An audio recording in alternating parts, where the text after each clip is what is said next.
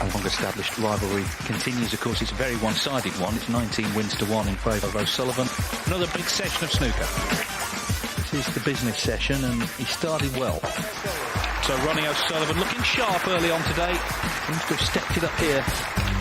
Fabulous clearance of 117 from Ronnie O'Sullivan, making his move.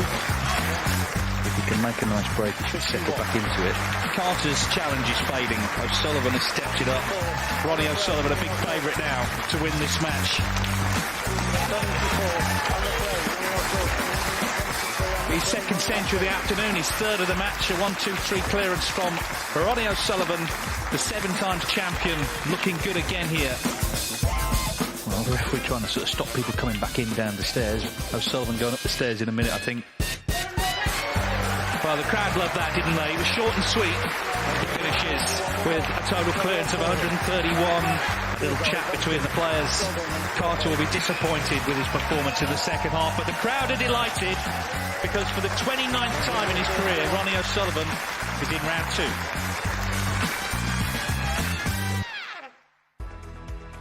Good evening, it's day 5 at the World Snooker Championship, and by end of play today, all 32 players will have taken to the Crucible Bays.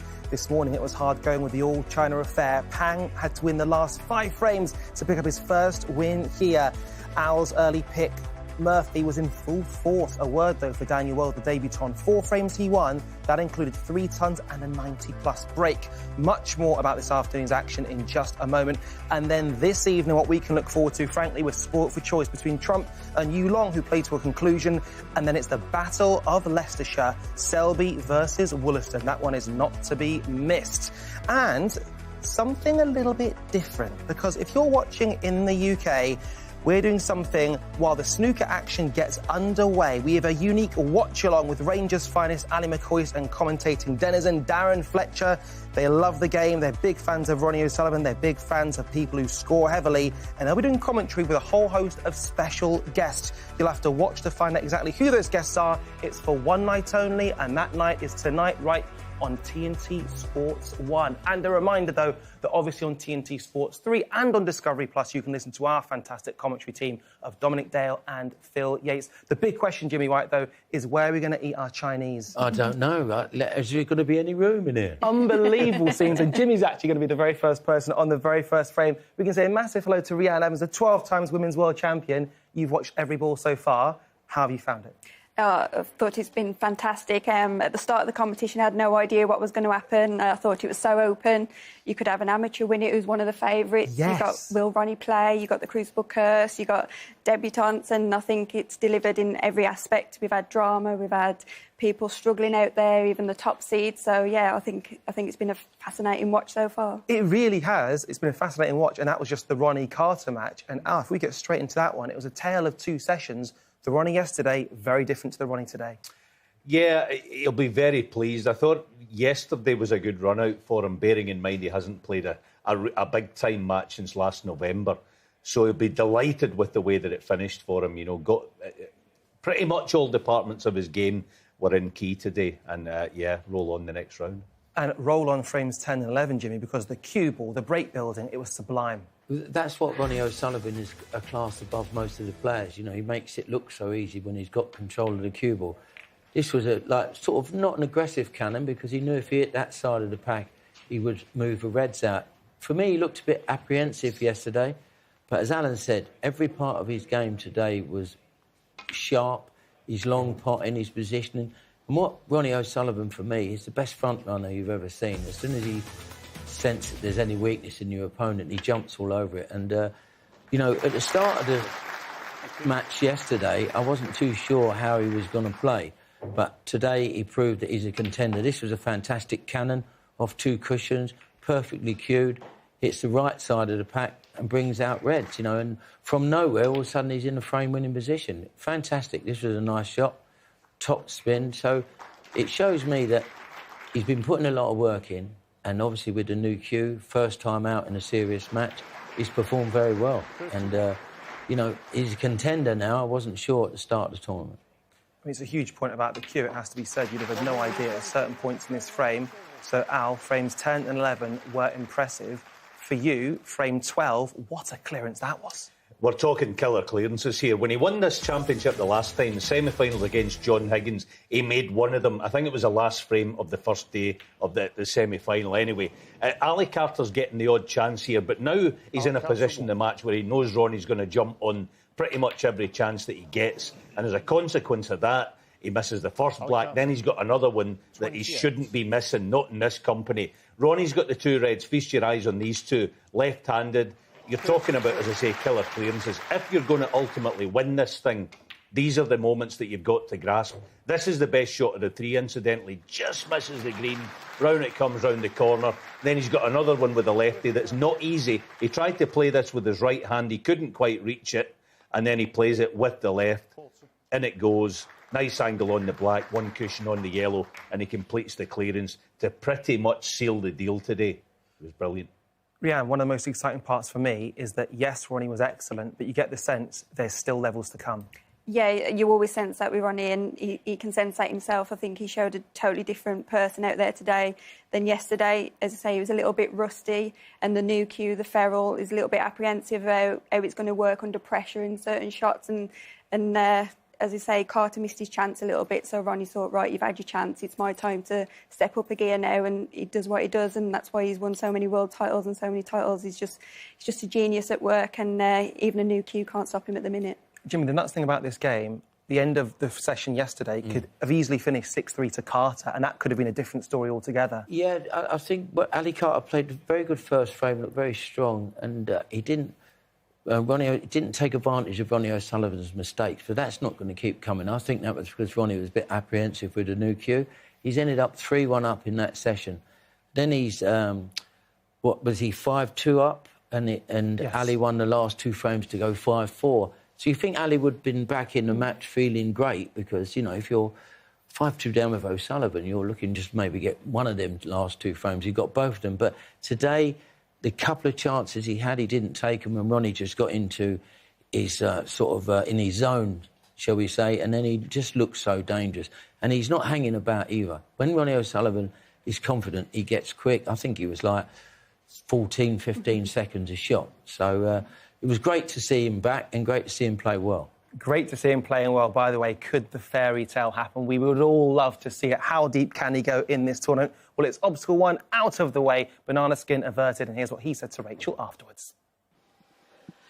Well done, Ronnie. So much sharper today. Just how good did you feel? Yeah, I'd probably the best I've felt in 3 years, to be honest with you, that session. But there's no point getting my hopes up because I've had the odd day where I played well, like I did against Ding in one of them tournaments on ITV. Can't remember what it was. But then the next match, back to not so great. So, like I just said there, I think this game has a way of humbling all snooker players. I think this has been the biggest humbling for me, the last 3 or 4 years of just struggling. I had the odd 6 months when I won this World Championships here where leading up to the World Championships from January onwards, I felt great. But other than that, it's just been just awful, So I know what I need to correct. Only I can correct it, so there'll be no more coaches on board. It'll just be me and Steve Peters just trying to help me become a bit more instinctive and just try and find my own method of playing. And like I said, I'll commit to 2 years, whether it's terrible, and I'll just give everything to playing the tournaments and practice and rest and just try and rediscover the shots, that I've kind of lost, really. And what sort of feelings have you been missing? Just being able to just really strike through the ball. I've been scared to hit the ball, basically. I've quitting on so many shots and I've had no cue power, no touch, no feel. Just thudding everything, really. Missed timing, just bad timing. And it just grinds you down, really. So, I just need to try and go back to my own way of playing, clear my head, try and not be too analytical and overthink things, which I'm very good at doing. So, Steve Peters helped me yesterday, and Jimmy as well. They both said I need to go instinctive and don't think. I am going to think, but it's knowing when to say, is this really helpful at this moment in time? So it's just picking and choosing when to think about it and when not to. Yeah. And so many people are so happy that you're here. We're all delighted that you're playing the World Championship. The fans as well. How proud are you of yourself for kind of not looking to the exit? Yeah, I know. I knew I had to get on the bike at some point. I was definitely going to start the season next year because I thought it's fresh. Everyone's coming in, new fresh start. But then I started practicing a month before the World Championships because I got a little bored at home, not doing much, just hanging around the house. So, so I just thought that was the time to start the rebuild. I've been tinkering so much to the point where I was getting very frustrated because I'd have moments of like, oh yeah, this is good, and then the next day it was terrible. And you just think, well, I think it's quite interesting what Rory McIlroy said. He said, when I'm playing well, I can't imagine playing bad, and when I'm playing bad, I can never imagine I'm going to play well again. And I've had 3-4 years of playing bad, so you kind of start to believe that you'll never play good. I can take a month, 2 months, 6 months. You can kind of go, that can happen to anybody. But yeah, I just sort of feel like my limbs kind of didn't belong to me anymore.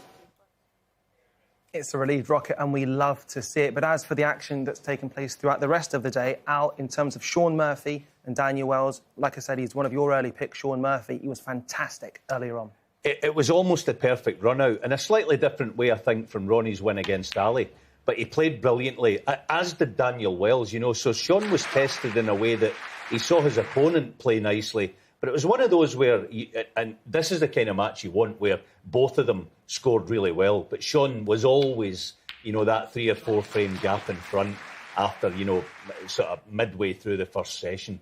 His long game was in terrific nick, and we know about the shots like that going into them. He looks in a really good place. And that's why coming in, I wasn't overly worried about the 6-0 and the 10-1 defeat that he suffered in recent weeks in the Players' Series. Yeah, absolutely right.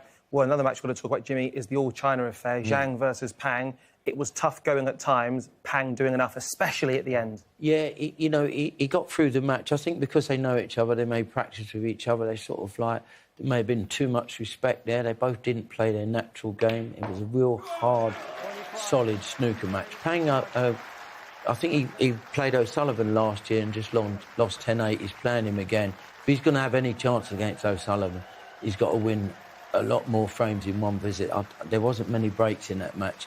It was a tough old battle, and Pang will be delighted to come through 10-7. Yeah, absolutely right. Now, at the other end of the performance spectrum in terms of entertainment was Luca Brecel, Ryan Day, 1 session deep behind Ariane. So after 6 frames, Brecel's highest break was 26. Then he kicks into Luca Snooker. It was incredible to watch. I like that, Rad, Luca Snooker.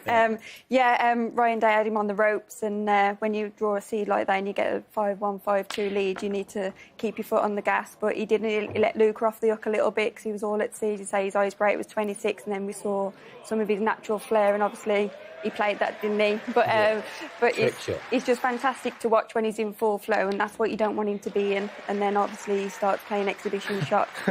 But that sums Luca up to a T. He's in and out of his match game, and but then his touch starts coming in. He sees the long balls again, and then obviously he's using chalk, the triangle chalk as well, and that was getting to Ryan a little bit, so that was in his head as well. So yeah, you don't want to let Luca off the hook, because when he won the Worlds, you could see how much he could just keep putting him off the lampshades, making breaks of fun. So it's going to be a different session to start with tomorrow. And now, to put his season into context, that was his 7th century of the season. But centuries and the Crucible at the moment just seem to be like buses. We wait along and 48 come along at once. What's going on? Well, it's the quality of, obviously, the qualifiers and the seeds we know about. And the tables have been challenging. That's the other thing.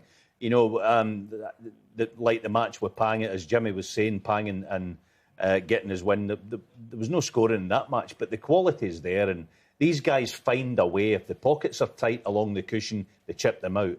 If they're doable along the cushion, they get nice and tight in behind it, roll them in dead weight. They're that good, they find a way, as I say. And, say what you want about Luca Brecel, there is not a more captivating player on planet Earth than seeing him in full flow, and you never know what you're going to get from him. Could he once again lift the silver lady? We do not know. But what we do know is on the bays very shortly, that man there, Mark Selby, will take on his very close friend, Ben Wollaston, who returns to the Crucible after a 12-year break. He knows him very well. A similar thing happened a year ago, and Mark fell early. Could that happen again? That'll be on Discovery Plus very shortly.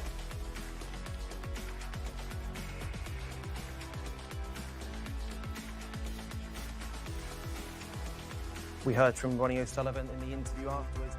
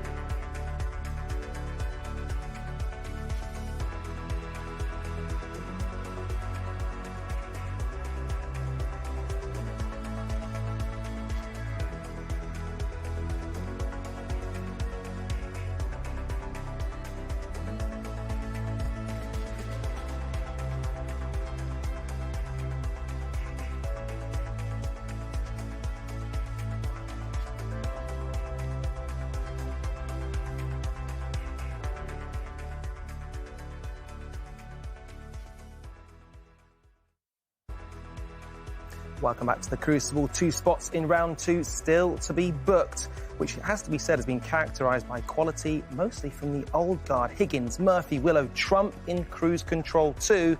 But in the top half of the draw now, just 1 spot left. And how long ago does that Kyren Wilson exit feel by the Alipe fan? The debutant will now face Phenom Xing Tong in round 2. It's all about the match play between Mark Allen and Chris Wakelin, Ronnie O'Sullivan and Pang. We wanted to see it happen, and it will do just that. And could it be Mark Selby taking on Si Jiahui, or will it be Ben Wollaston? Because coming into this, what form Mark Selby's been in, let's remind ourselves of what a fantastic season he's had so far.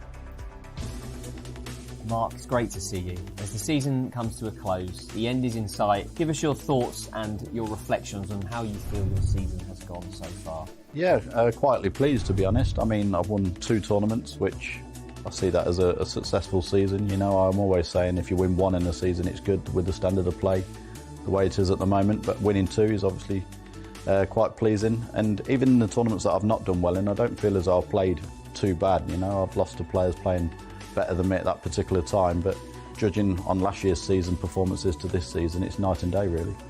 Is there a moment that stands out? I probably think the British Open, because before then I'd not won a tournament for a while, you know, and your confidence was zapping a little bit. And for me now, unless I'm obviously doing well in the back end of tournaments or even competing for tournament, it's hard to get that confidence back, you know. So to win that tournament sort of got my confidence back a little bit, and from then on I feel like I've played some decent stuff, and yeah, like I say, happy with the way I've played. Did you set yourself any objectives for the start of this season? Not really, no. Just one, just to try and enjoy it a bit better and just see how we go. And that's probably why I've done a bit better, you know, because I've probably not put too much expectations on myself, where over the years I've gone into the season thinking, you know, I'm trying to set a target of winning a couple of tournaments a season. And if you don't do it, you seem like it's not a successful season. But this year I've just gone with the flow, you know, put the practice in, gone to the tournament, tried my best and see what happens. The World Champs this year, the big one. Just how much are you looking forward to being back in Sheffield?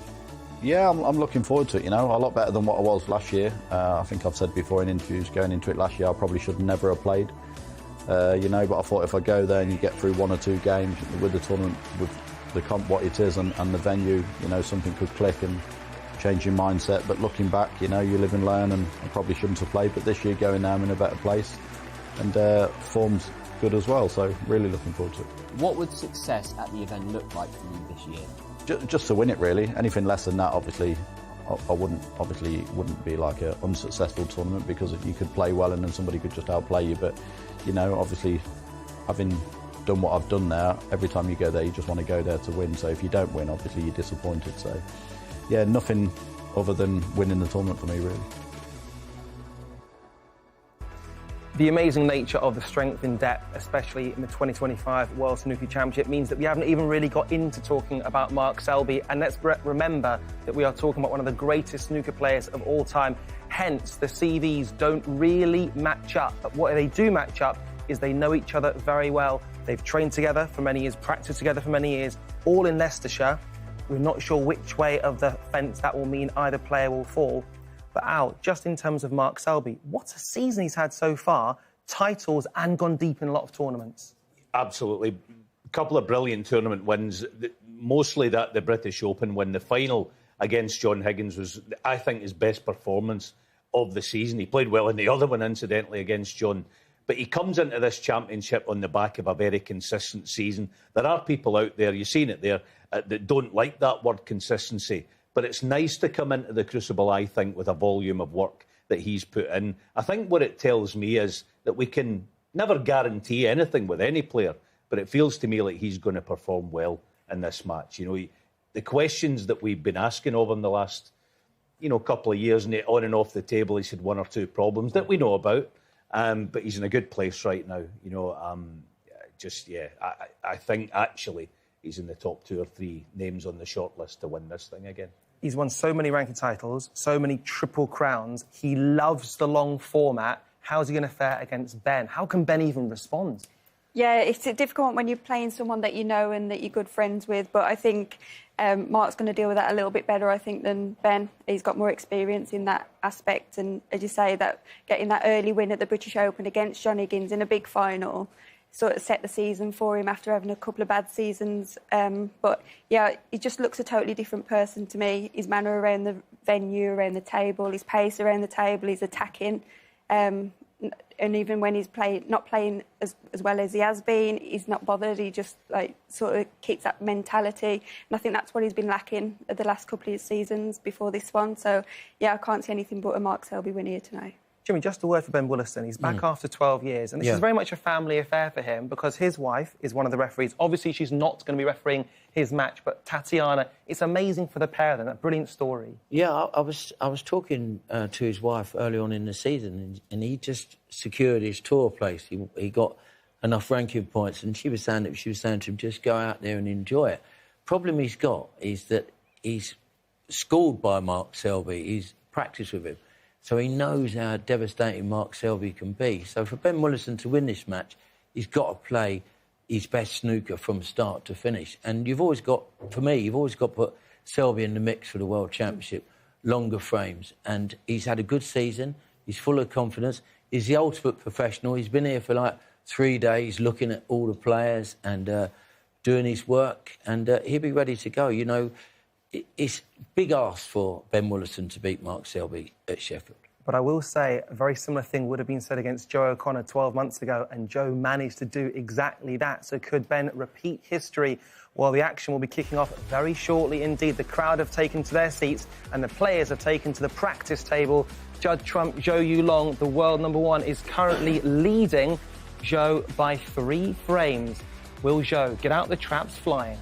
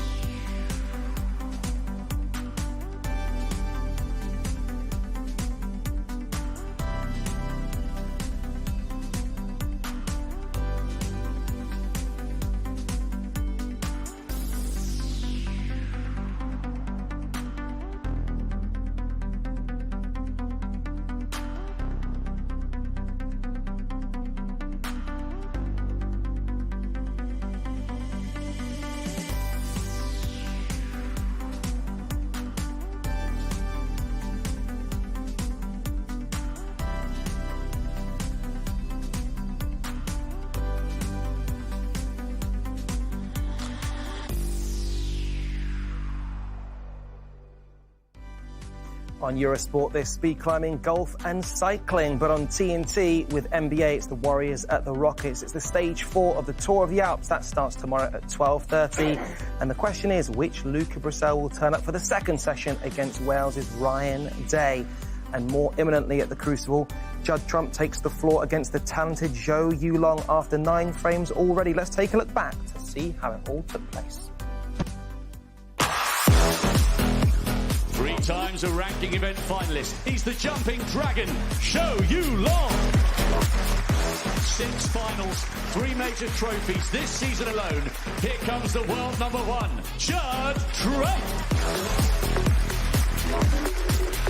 Judd Trump, a serial tournament winner, but only the one triumph at the Crucible. He would love to put that to rights. So far, it's been one-way traffic, and already you get the impression Judd Trump is on the road to progress. Breaks of 35 and 52, Zhou Yulong wins frame 3. The concession arrives. Fair to say, I think that was more satisfactory than spellbinding. What a cracking break that was. And Judd Trump's control of this match tightens. The ace in the pack has got a good hand here. 5-1 up. It's been quite a lengthy evening for Zhou Yulong. That was most certainly a lengthy frame, but in the end it was rewarding. Trump will feel that's 43 minutes wasted. Zhou Yulong edges 1, a lengthy frame. Trump edges the next. But Zhou Yulong wins 2 of the last 3 frames of the session. Yes, Judd leads 6-3. But Zhou Yulong hasn't been fully trumped yet. Commentator Phil Yates said more satisfactory than spellbinding. So with that said, Al, Judd Trump, 30 ranking titles, about as much as anybody. He's won some this season. He's the world #1. But any question marks for you? Yeah, there always are, as we know, and it's sometimes it's good fun to have a little look. Let's have a look at not the story of the session, but Judd Trump before we get to these. I think he actually struggles. Myself and Rianne were talking earlier on today, and Rianne made a good point. Actually, the evening sessions, we'll get to this, but have a look early on. It was brilliant stuff by Trump. I'm going to try and pause this, actually, just when the black goes in the pocket. It's that powerful. The black disappears. The cue ball almost hasn't started its journey yet, but feast your eyes on the power. I mean, I think no other player in the game could get the cue ball that far out into the table off 3 cushions. So a brilliant start, no problems. Then Zhou Yulong, let's just touch on him. It was Jimmy, actually, who made the point. Your shot selection, we go on about it all the time, but you've got to be better. Let's put some lines up. He's trying to go off the red and cannon the other one. The problem is you're meeting the red almost face on. So the cue ball tends not to get out into the open. He should be coming off of here and then back across. It's actually a bigger target, and that way you can play it with more pace. You might even get 2 cushions, pot the red and get up for a baulk colour. Let's just run it for you. The cue ball, he doesn't get the pot. The cue ball doesn't go anywhere, so he's not going to be on the black anyway. And you can see him looking down there in complete disappointment with good reason. Then Judd later on in the match. Let's have a look at this one. Now, when Judd, talking about conditions, starts losing his cue ball. Now, let's put a line up here. He's going to be playing on that red, and he's got an acre of space to play into. This was the one shot that changed the course, I think, of the second half of the session. He meets the red, and all of a sudden he's wondering, how am I cueing, you know, that kind of thing. And then let's drag it on a bit later again. He's got this other one. He's steadying himself for it. It's one that he's got to use power. Just watch his bridge hand, actually, when he plays this. It's almost like pulling back, ready to release the trigger. And the bridge hand moves. Watch this. Watch the bridge hand. It just moves. Yeah. And he's a wee bit uneasy on the shot. It goes wrong. He doesn't pay the ultimate price for it. But let's drag it on the shot he's got next. Soon after. It's a safety shot with a bit of side. You'll watch the cue ball. This is not a titanium ferrule, actually. See it bending there, but he still hits it thick. So he's definitely unsettled at that point. Let's drag it on then. the unsettled nature continues because he's got a long red into the far corner and by this time he's losing a bit of control. Judd's all muscle car rather than classic cruiser, right? So watch this one. Trying to muscle the red in. It goes wide as the Clyde. No good. Joe Yulong then makes a really good move here, but he should have been doing more of this early on in the session. He's that good. I just didn't think he picked and chose his shots as well as he might have done. But this was, I think, shot of the set. Watch for another thing here. Watch his eyes go towards the pocket, almost a la Stephen Hendry. Watch this. Look at the eyes. Oh, that's unbelievable to me. I could never do that. It's almost like looking across that way. Very, very strange indeed. But the red goes in, brilliant shot, and then he gets about his work and makes 95. I think he's still in this. It's another night session. Conditions can be quite trying out there, and Judd doesn't like it when conditions are trying. He likes the slide and being able to, jag the cue ball around, no problem. So this match is far from done, Radzi. Thank you very much indeed for that, Alan. I just wonder, with what I was talking about there about Zhou Yulong still being in this, would Zhou be looking at the 6 Chinese men who've already gotten through to round 2 and think, well, if they can do it, so can I? Yeah, there's talk that he's moved from Darlington. He was practising in an academy up there, and now he's come back to Sheffield, where all the Chinese lads are. They're all getting great success. I think they've got support from sponsors as well from Sheffield. So he's back there. His game will be sharpened, but he didn't play well against Trump in that them first 6 frames. OK, Trump was good up to that point that Alan said about the yellow where he lost position. But, he struggled. And, if you're going to play a top player like Judd Trump, you've got to play good snooker. And he had chance, he didn't take it. That's because I don't think he's had many wins, but he's a fantastic player, fantastic curious. But I agree, he's got to take it to Trump tonight. He's got to attack. He's got to get in and win a few frames in one visit, because he's not going to win the match otherwise. And then talking about the cue action, Alan said muscle car, not classic cruiser in terms of Trump. When his cue action's on, we've spoken about it being timing before, it's really on. Is it on at the moment for you? Through the season, yeah, of course it's there. But as he says, the conditions affect him a lot more than most players out there, because he comes across the ball, so he's got to time it to perfection. But as you saw, when he missed that yellow, we think he had a little bit, the bad position on the yellow, we saw him have a little miss, the big bounce a little bit. Then he started everything thick, which shows bad conditions out there, and he plays a little bit heavier, and that's what he doesn't like. And look, sorry, Rad, I mean, he's the best player in the world, right? But the reason I sort of cast my critical eye on him is pretty much because he's the best player in the world. Why wouldn't we? We're looking for small faults that he's got. I just believe that sometimes in the Crucible... Look, this place asks you to be relaxed, but it tells you to be tight. So you've got to find that... I just think conditions can throw Judd a little bit here at the Crucible. The walls close in on you. But he's still the best player in the world, and he's got any chance of getting through. Absolutely right. Just a reminder, as we see shots backstage, that you can watch our very special watch-along. That is live on TNT Sports, along with Darren Fletcher and Ali McCoy. It's going to be fun. It's not to be missed. But as for us, let's throw down to Rob the Talker Walker. Good evening, ladies and gentlemen. We started on Saturday with 32 of the finest players on the planet, and by the end of tonight, only 18 will remain.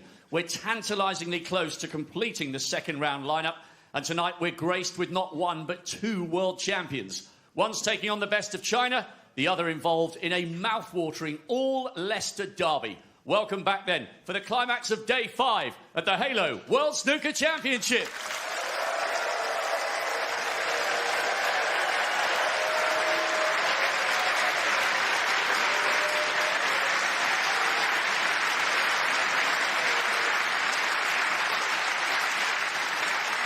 How fantastic to see this player healthy again after long-term issues following his COVID jab.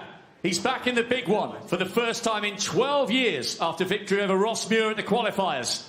Welsh Open finalist, he will absolutely relish his long-awaited Crucible return. Here comes the flame-haired assassin of Leicester, Ben Wollaston.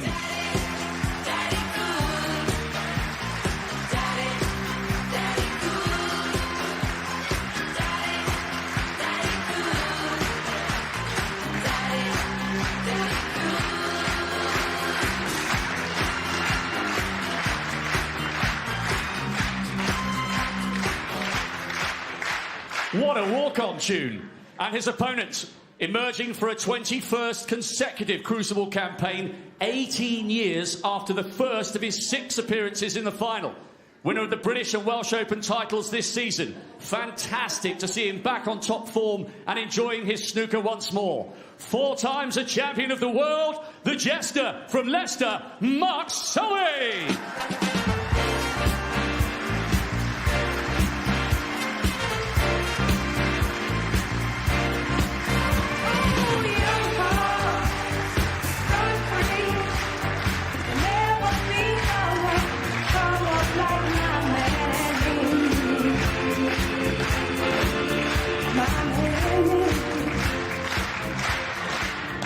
And now, to a player who qualified for a 3rd Crucible campaign after 4 successive Judgment Day defeats.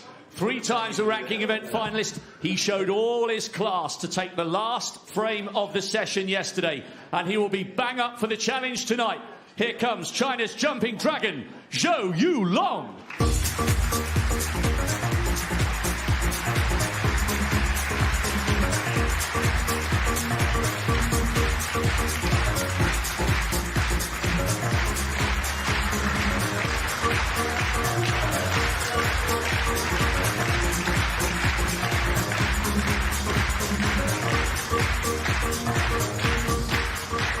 And finally, to the most prolific winner of his generation, with 30 ranking titles to his name so far.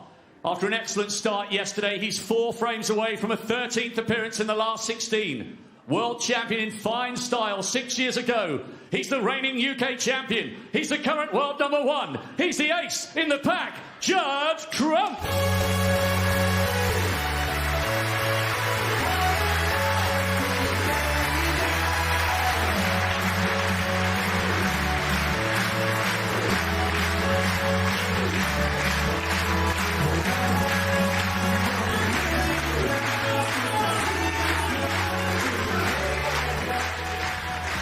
Judd Trump is 50-1 on with certain bookmakers to win this match. Surely.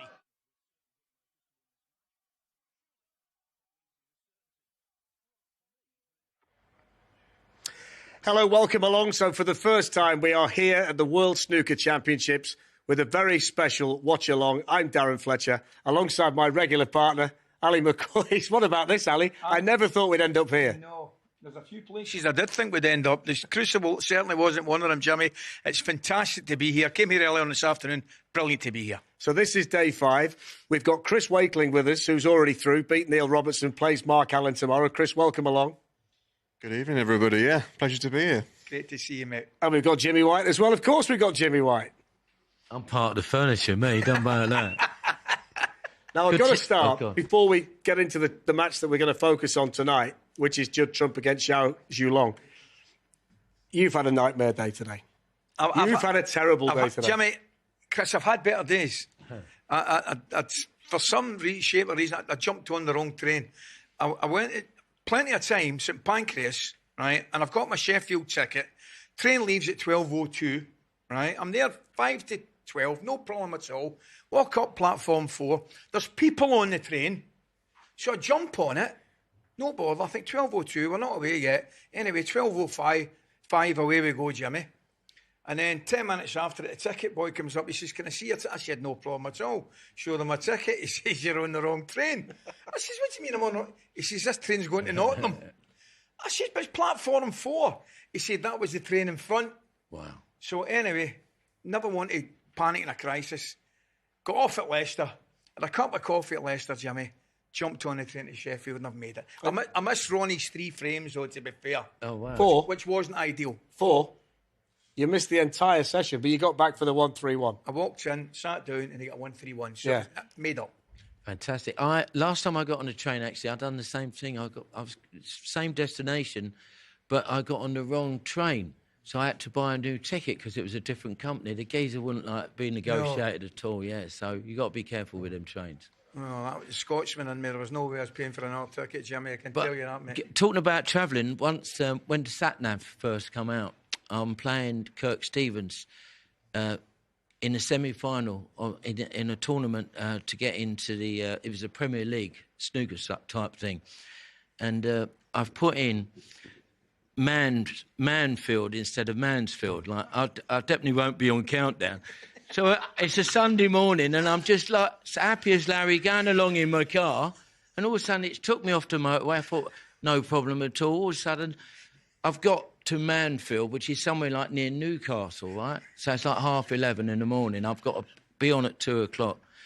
Put in Mansfield, 120 odd miles, put my foot down all the way, got changed more or less driving, and just got there 2 minutes to spare. So I thought TNT would have sent you down in an helicopter. What's happening? And the best it is, Jimmy, my own helicopter's then getting fixed. I'm on the phone with one of the blades and it's Getting then getting fixed. serviced. We'll get it sorted. Chris, before we focus on this one tonight, great win for you. Now you've got Mark Allen tomorrow. I've got to ask you, because we're going to talk about all kinds of things tonight. First of all, how big a win was that for you based on what you think you can do here this year? No, it was a massive win for me. My debut 7 years ago, I lost 10-9 to Judd Trump, which I'm sure a lot of snooker fans will remember. The match that was nearly a breakthrough moment in my career. So to finally get over the line on Sunday against Neil was a huge achievement for me. It was a huge box ticked in the Wakeling career. I've got to ask you, though, about this. And we're going to show everybody what we're talking about. This is right at the point when you realised you were going to win. And now there's this famous shot that's gone viral, really, of your hand shaking. Yeah, so obviously getting over the line was magic, as we can see here. I was a massive weight lifted when Neil conceded, but you can see there with my hand shaking, I'd been gifted an absolute golden chance to win the match, thinking that the black was going to go back on the pink spot, and as soon as the referee pulled out a marker and went to measure to see if the black fit on the spot, I knew it was game over, and I'd gone from a perfect chance to win to in Shredsville, as Jimmy would say. Yeah, we all presumed he was nervous, Jim, but you said it was the realisation that this was the time. I was shocked. That was just, the shaking was pure shock, because I was calm as a coma, like there, ready to to get over the line. But when she respotted that black, I all of a sudden realised then that I've got to work hard again to get back in the game. It's astonishing. Were you ever nervous? Absolutely. Don't worry about that. Yeah, 100%. You're nervous. I don't know you boys, but I quite like nerves, Jimmy. You know, Chris, I quite liked a bit of nerves. Kept you on your toes. You could use it to your benefit. Yeah, you've got to be a little bit nervous. That's after buzz. Sometimes if you get too nervous, or you sort of start making mistakes, you start thinking about your cue action. Chris was 7-2 in front. Outplayed Neil Robertson, one of the greatest players in the world, who's having a good season. All of a sudden, it's like now it's close. Yeah. So all of a sudden, like you're sort of. Your thinking is not as clear. So he's done well to win the match, because he could have easily lost that match at that stage, because they're levels and he was playing Neil Robertson. But he won the match in the first session. He's got great belief in his own ability and his will to win. I've often heard Chris talk in interviews when he gets beat, well, I'm on to the next one, like I'll go again. And he's won tournaments. So, he's a handful for anyone. First chance of the night here, Chris. We're keeping an eye on Judd Trump at the table. First real opportunity for him tonight. He's the favourite to win the tournament. He's won it once before. UK champion this year as well. But he's not always found it easy, has he? When he's come to the Crucible. What about his chances to win it this year? I think it's important for Judd to play well in this first round match, because he's number one in the world for a reason, but he's only won this championship once, and for the talent that he's got. Everyone who follows snooker would expect him to have won it 3 or 4 times by now. But that is testament to how strong the game is nowadays. And, Judd lost in the quarterfinals last year. He was probably expecting to get over the line against Jack Jones. But I think he's got a few demons here himself, Judd. So he'd love to get this match out of the way comfortably and focus on the second round. Here's a question for the two guys. Judd Trump, favourite, number one in the world. You say the best player in the world at this moment in time. The obvious thing for me, and perhaps Dan to say, would be you don't want to play him in the tournament. Is it as straightforward as that, or are there guys that you do like to play in a tournament and somebody you'd like to, you wouldn't like to play at all? I think Jimmy will agree with me on this one, that, there's only a couple of matches in my entire career I look back on and think I just got totally battered and I had no chance of winning that match. But, as much as Judd is the best player in the world, you're always going to get your chances to win. Yeah, see, for me, you know, like Mark Selby, we talk about, like Chris, you know, grew up practicing with Mark Selby and Ben Mullison. With Mark Selby, a bit like Steve Davis, you know, even if you beat them, you've been in a war. You know what I mean? Because they're so difficult. People like Judd Trump, you know, it's more open. So if you count a score with them and stay with them, you've got every chance. Sometimes with someone like Selby or Steve Davis, they can just close you out and you don't get going. You know, it's a real difficult match. But Judd Trump, Chris is right, Judd Trump has had a few demons here. You know, I don't think he likes the conditions.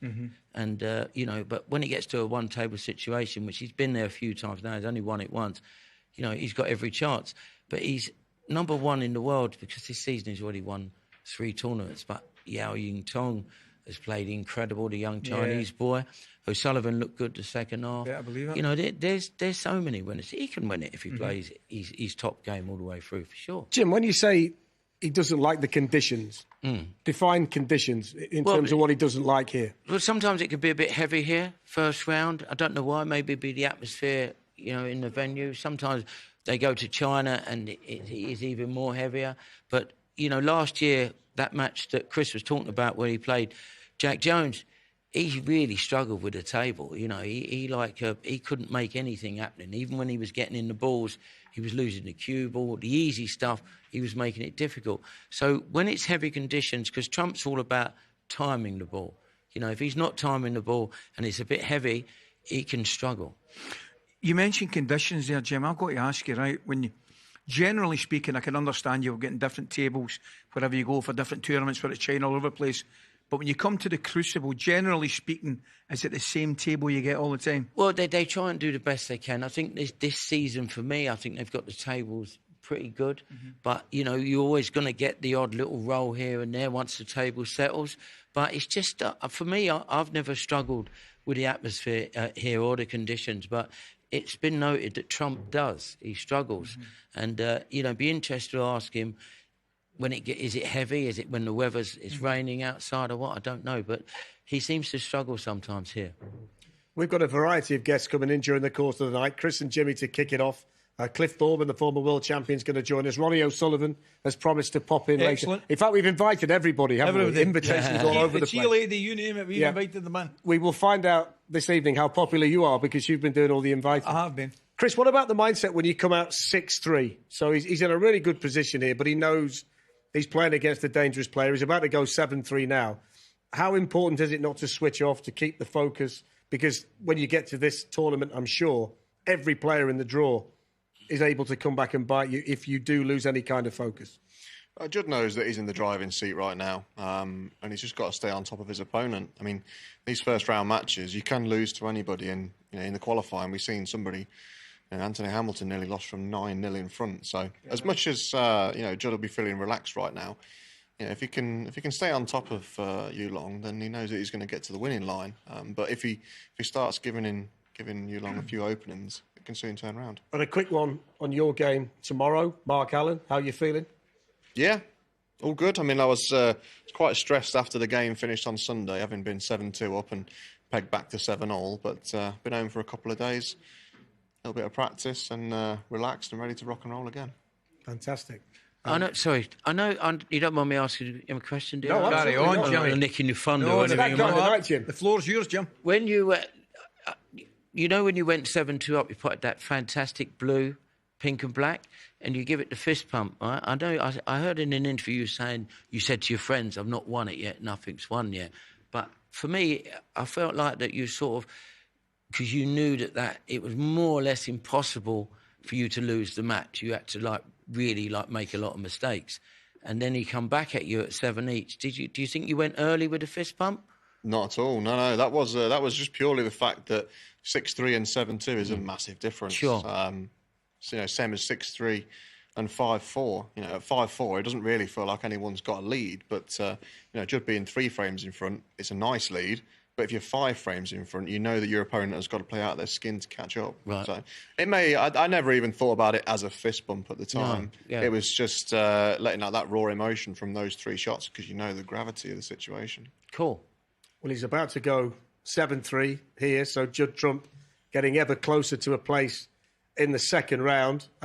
And he's going to get a lot of confidence here, Jimmy, briefly, because we've got to take a break when the frame finishes. He's going to get a lot of confidence starting off the evening session like this. Yeah, yesterday he started off brilliant. Trump, all his long potting was there. You know, he was scoring heavy, and then he went 5-1 in front. Got a little bit of a bounce, and then the next 3 games were a bit scrappy. You know, so he's reset, Trump. You know, when you play a player in a session, you know sort of their strengths and game, you know, the game plan sort of thing. I knew he was going to come out tonight and get the job done. He's not completely done yet, but it's close. So that's the perfect start to the night for Judd Trump. 7-3. He now leads Zhao Yulong. Chris, thanks for coming in. We wish you well tomorrow. Certainly do, when mate. we come back, we're going to be joined by the 1980 world champion, Cliff Thorburn.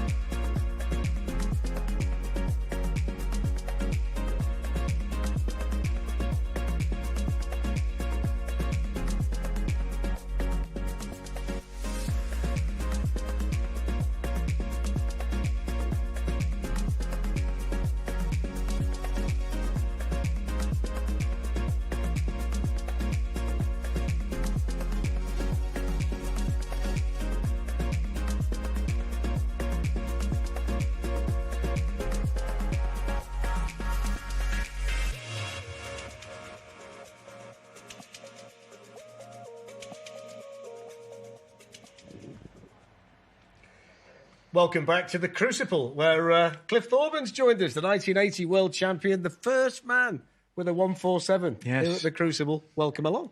Thank you very much. It's great to be here. Great to see you. Yeah, I've been here for quite a few years now, and yeah, it's great to be here. Great to be here. Absolutely. I had a microphone in my hand. Sorry, I didn't realise. Easy done. Just to say as well, that's the 95th century of the season for Judd Trump in the opening frame tonight. You've disappointed me. Jimmy, I swear to God, the only thing I said, I'm going to get that in before him. That was the only start I had. I was banking on that. But if he gets to 100 centuries, he gets 100 grand. There you go. We shared it, you see. We did share it. That's what it's all about. So he's on to 95. And if he lasts much longer in the tournament, he's must bound have to a get there, chance. isn't he? Oh, massive chance, yeah. I think him and Robertson are the only 2 players to have done that. I'm not 100% sure. I know Robertson done it once, and I've just been told by Rob that it has been done by Trump as well. So it's a fantastic achievement. Just shows how consistent he is, you know. And today, Sean Murphy, he went for a 147 because if you get 2 147s in a Triple Crown, you get extra 147,000. And he played on the black instead of playing on the blue and lost the frame. So yeah, that makes it exciting. Whether Trump will be in a situation where he can play a shot to get another century, or just make sure the frame will have to wait and see. Yeah. I mean, that's one of the big ways, isn't it, where the game's changed from the 1980s to today. The fact that so many players score so many centuries. We did a programme with Jimmy and Ronnie the other week, and Jimmy said that Alex Higgins had less than 100 centuries in his career, and Ronnie O'Sullivan's closing in on 1,300. I mean, this is the big difference now, isn't it? The way players score. Yeah, well, after what you just said about the 100 grand for 100 centuries, I had 100 centuries in my career. And I don't think I got anything. But, oh, no, I did. Oh, the 147 here, yeah. No, I didn't. No, well, I wasn't trying to be funny there. But, I mean, for somebody to have 100 in 1 year is truly phenomenal, Jimmy. And he's approaching, well, he's over 1,000 now, isn't he, Judd Trump? Which is tremendous. Absolutely phenomenal. And, it's good that World Snooker put up these extra bonuses, It makes it exciting, makes people going for the 147s. And, when you talk about Higgins, only had 45 centuries because when he got to a certain stage in the break, he used to entertain the crowd. Yeah. So he wouldn't make as many centuries as he should. But there's much more tournaments nowadays, and so there is a bigger circuit. But it's still amazing, even to get 50 centuries in a season is fantastic. Yeah. I'll talk on the subject of centuries, Cliff. I forgot to ask you. I mean, since you brought it up, it's only fair we ask you about it. At what point did you realise it's on? I'm going for it. Well, first of all, I felt terrible for about 1/2 a second, that I actually fluked the first ball. But after about 3 or 4... We can have a look at it. Yeah, after about 3 or 4 reds, that was... Well, I did that one quickly, didn't it? Yeah. Brilliant. I did throw one shot. Yeah, Big Bill looking round when he's on the yellow. If he'd have missed the yellow, it'd be Bill's fault. But it was Bill's head coming across like the Michelin Man in the movie, whoa. But it was quite calming actually for me when I saw that. So Big Bill looks as though he was on a percentage here, Cliff. Was he on a percentage at all? No, just the beer sales. But that yellow was, a great phenomenal shot in the 147 because he's come where he has to punch it off the cushion and it makes it so missable. So once that went on, we knew he was going to get a 147. Well, here's a quick question for the two of you, and I mean this the nicest possible way. You've been around the block, you've seen the game over years and years and years. What are the biggest differences now to say perhaps 20, 25 years ago? I mean, one of the questions we were talking was a titanium Q and all that kind of stuff that we're talking about earlier on today. Titanium ferrule. Well, there you are. Well, that kind of threw me, to be brutally honest with you. But what do you two guys think have been the biggest changes that you've noticed? Well, I think it's similar to football. I think the people are more professional. When they get to a standard, they have coaches make them improve on other parts of their game. There's so many good players around now as well. And I think the conditions are a lot easier with the balls. The balls open up. Like before, you'd have to sort of pick reds off. It was very difficult to open up the balls. Stephen Ender invented the blue into the pack off the pink spot. We used to go into the pack off the black. So, the game's more open, more attacking. And, so many good players coming through now. I just think the difference is, just more players, I think, and more quality. I think that we played on more different tables all the time. Yeah. And, it just sort of, it seemed like they were, it's like the cloth was different. The cloth is, the main thing now is that the cloth is very thin. And like all the players are basically playing on the same table all day long. They've got a table at home, which is, identical. It's a heated table. It's got the same cloth. They've all got the same lighting, and they all have the same effect that when the cue ball, that shot that Jimmy was talking about, like the half ball blue and, smashing the blue in the side and spreading the pack. Well, that's, they've got that shot, every day, even at home. And if you go to a different room or club or playing a different table, you have to aim that shot differently. But these guys are like machines. You can call them robots or whatever you want, but you got to work really hard, to maintain the standard that everybody's playing right now. And some people say that might be easier, but I'll tell you, these guys earn their money. Absolutely. Just keeping an eye, Jimmy, on this frame. I mean, he's in the balls again here. Yeah. Judd Trump, he's going to go 8-3 here by the looks of it. Yeah, I knew he'd reset. The last couple of games last night, lost the last frame, but he sort of, from 5-1 up, he missed a few. And, Trump now, he's added this safety game to his shot-making game, and he's such a good winner. And, he would have reset tonight and realised, I've got to go in again. And his natural game is to attack. And now, the 8-3, more or less all over, to be fair. Yeah, another question I've got for the pair of you, obviously, and I've got to say it's fantastic I've got the two of you here in the studio. How much do you think the game in general is mental and talent, natural talent? It's huge. For me, my focus was in and out all the time when I was playing. And nowadays, you have all these tools when you're sitting in your seat, because it's the only sport in the world where you're sitting in your seat, there's nothing else you can do. So while you're in your seat, no disrespect, you're playing Cliff, you're going to be in your seat for a long time if he's in the balls. I resemble that remark. So, you've got to stay focused down the ball. Peter Ebdon's been working with Sean Murphy. You can see how he's focused in his seat. Before, he'd be looking around at the audience and, vote for me. And, so it's a huge aspect of the game. You've got to, stay completely focused while you're in your seat, because all of a sudden they can get a kick or they can just miss an easy one and you're not ready. He could be on for 96 here, 96th century of the season here. Judd Trump, it looks like he's going to get another century. Did you set out when you played Jimmy way back when to drive him mad? because he liked to play quick. Did you feel? No, actually, I'll say it once again that Jimmy was my favourite opponent, and it's not because Jimmy's here, but we never had any problems whatsoever. And Jimmy didn't get into a safety battle with me, and he actually made me play more of an attacking game because I had to play that.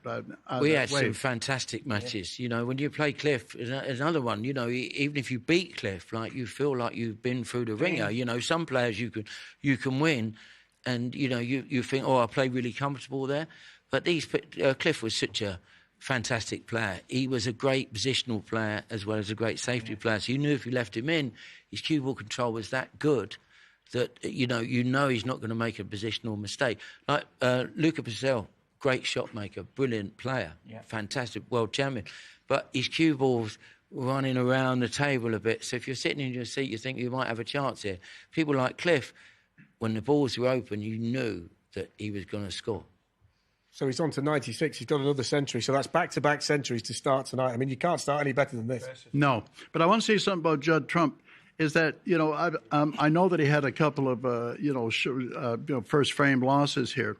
But this is the kind of situation, like especially with Judd, you've got to look for, is that, you know, like to win tournaments, you have to get better as you go on. I guess like that. So, you know, like you play in the FA Cup. You wouldn't know about that at all, would you? Cliff, we've got to dive to the break. We're just about out of time. When we come back, we've got John Higgins and Alan McManus. So stay with us. What am I going?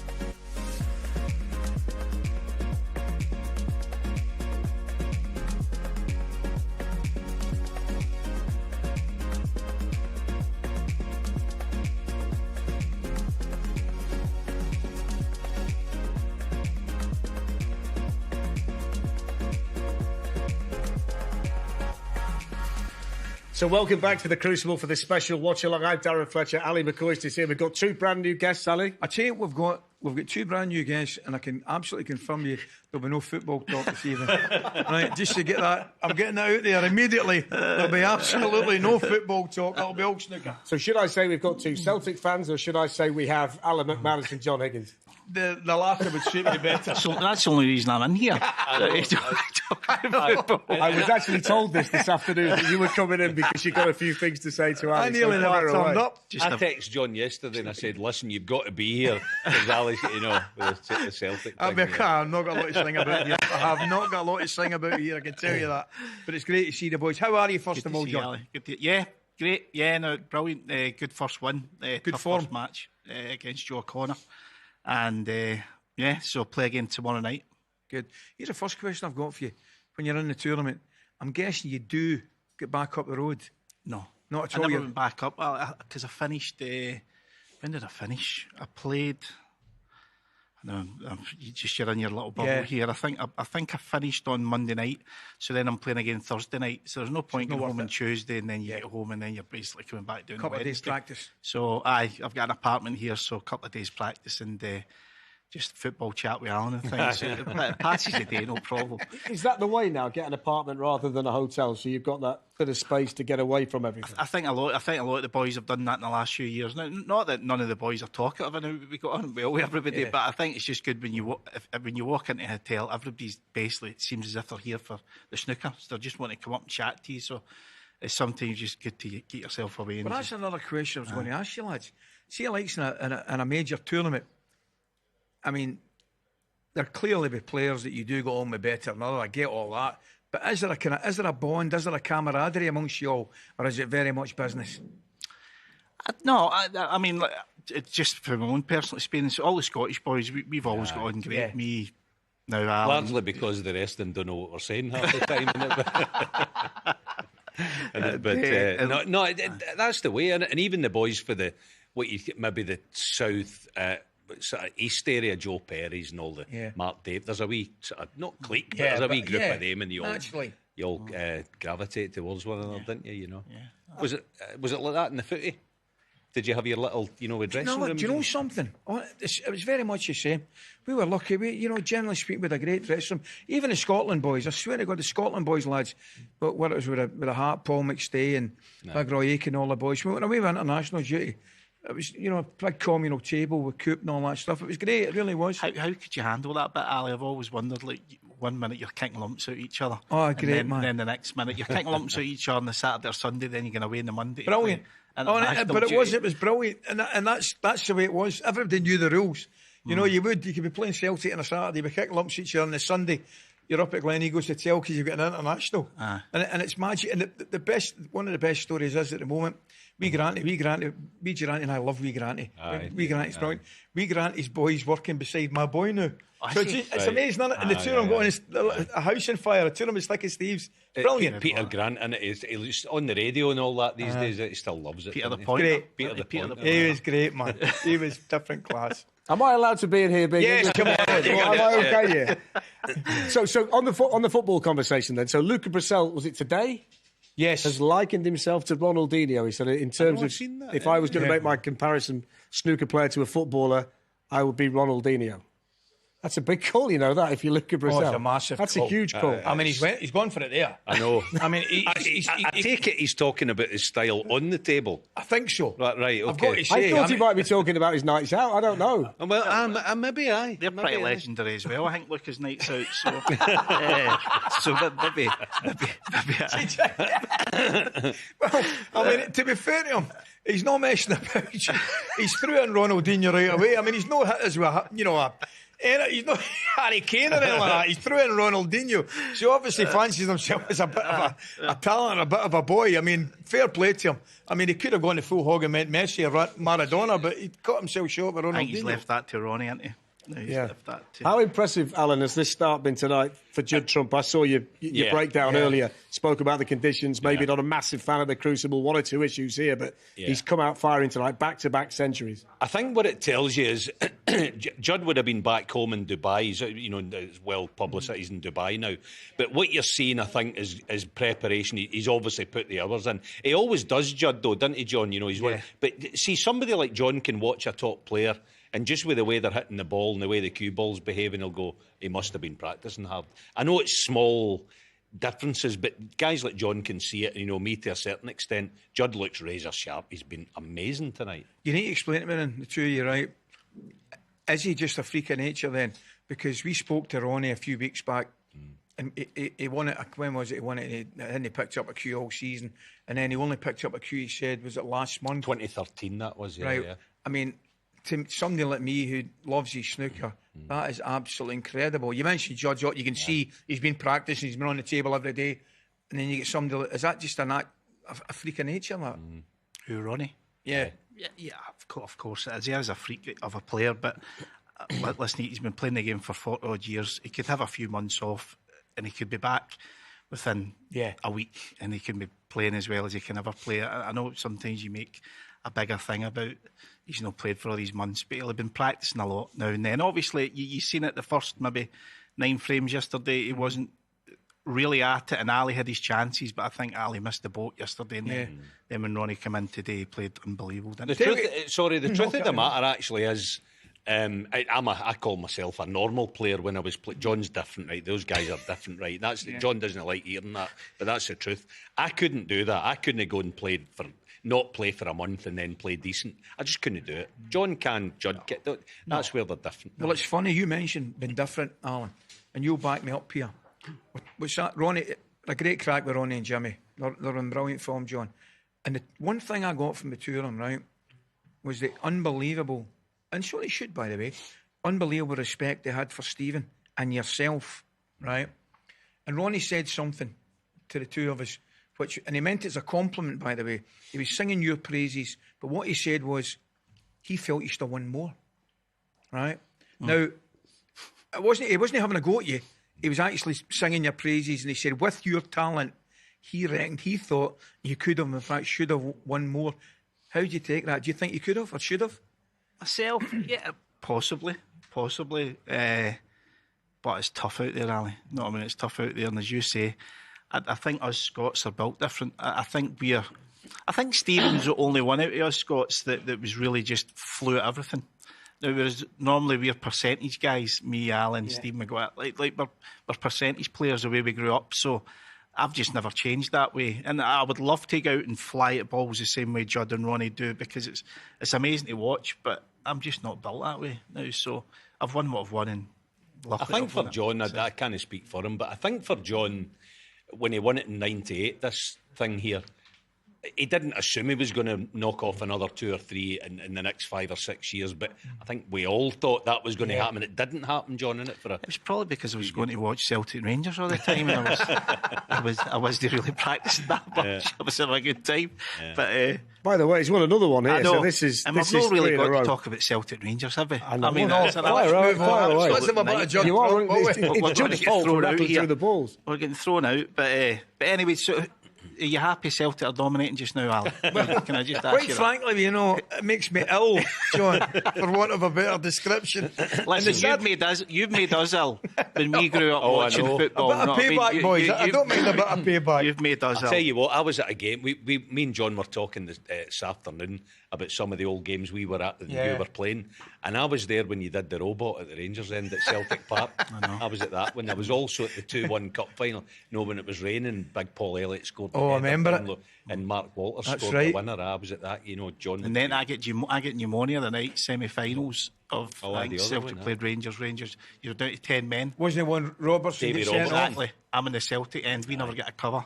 Now, Rangers fans, they get Rangers covered, was Celtic fans. Rangers end was covered. The Celtic wasn't covered. It was I didn't care about the result. We just hoped it rained. Let me just dive in. He's got another century here. That's 3 in a row. He might get the 100 grand tonight. Can he get the 100 grand tonight? It may be one short, I think, if he gets one in the next. But it looks like he's going to get it. I think he'll get it in the Championship, won't he? What an achievement. That's phenomenal. 100 centuries over the season. It's going to be an incredible achievement. The boys were in, John. Jimmy. I thought Ronnie was impressive the way he started this afternoon against Ali Carter. You were on a different train, but I was in the arena. But That's how. Did you hear about this, John? No. You got on the wrong train. On the wrong train. You missed the train to Sheffield. All right. So that's another thing for you. He had it on Discovery Plus on his phone. Train. Did you? Not my finest day. See the difference, actually, Darren, with what Judd's doing at the moment. He's going crazy here, quite frankly. But the way he does it, when the other guy's sitting in the chair taking this punishment, is different from the way John and Ronnie do it. They're classical players. I was saying earlier in touch. Alan, I've got to dive in. These breaks come thick and fast at the end of frames, but you guys are going to stay with us. So we'll be back. You're staying there, John. We'll be back in a minute. John's not going anywhere, I promise you.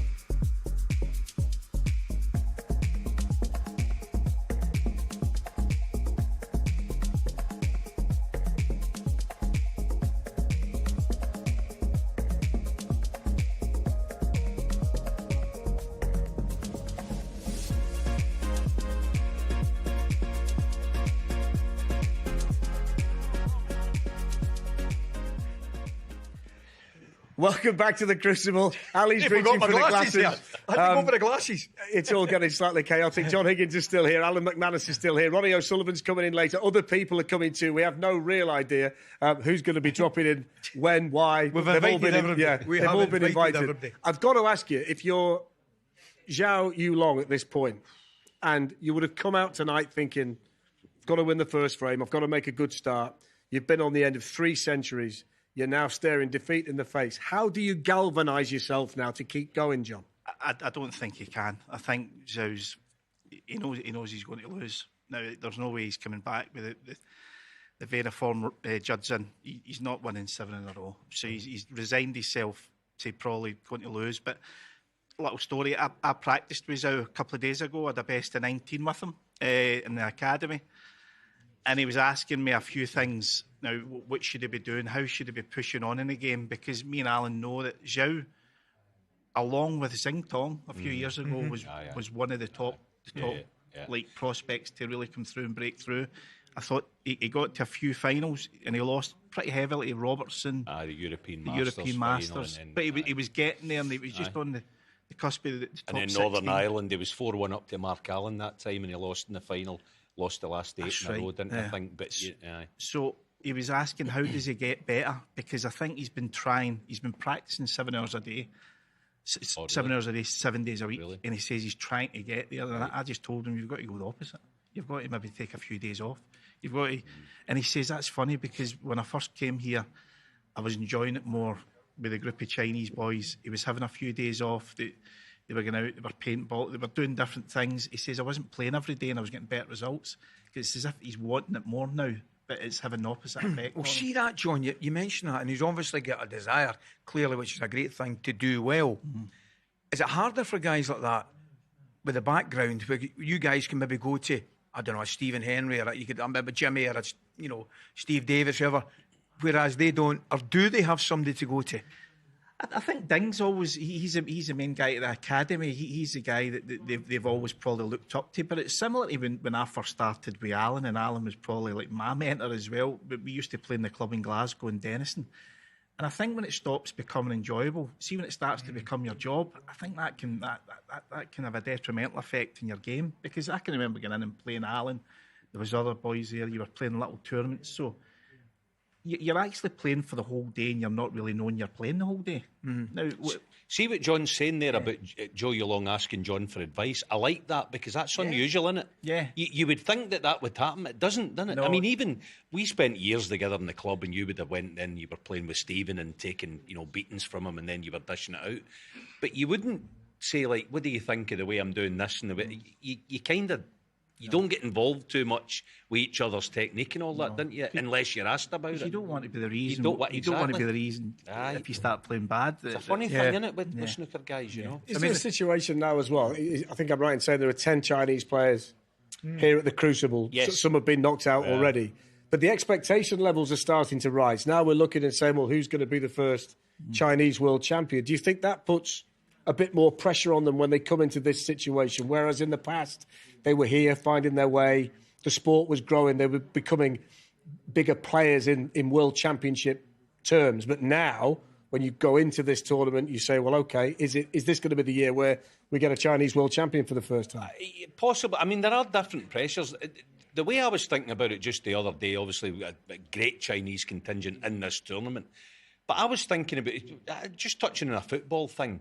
Why the Brazilians be the way they are, the way they can play football? We know they are, on the beach and all the samba stuff, right?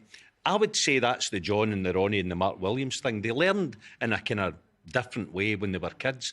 The Chinese players have learned more recently, and it's all been straight lines and technique, which they're brilliant at. That's what they, on the back of Ding.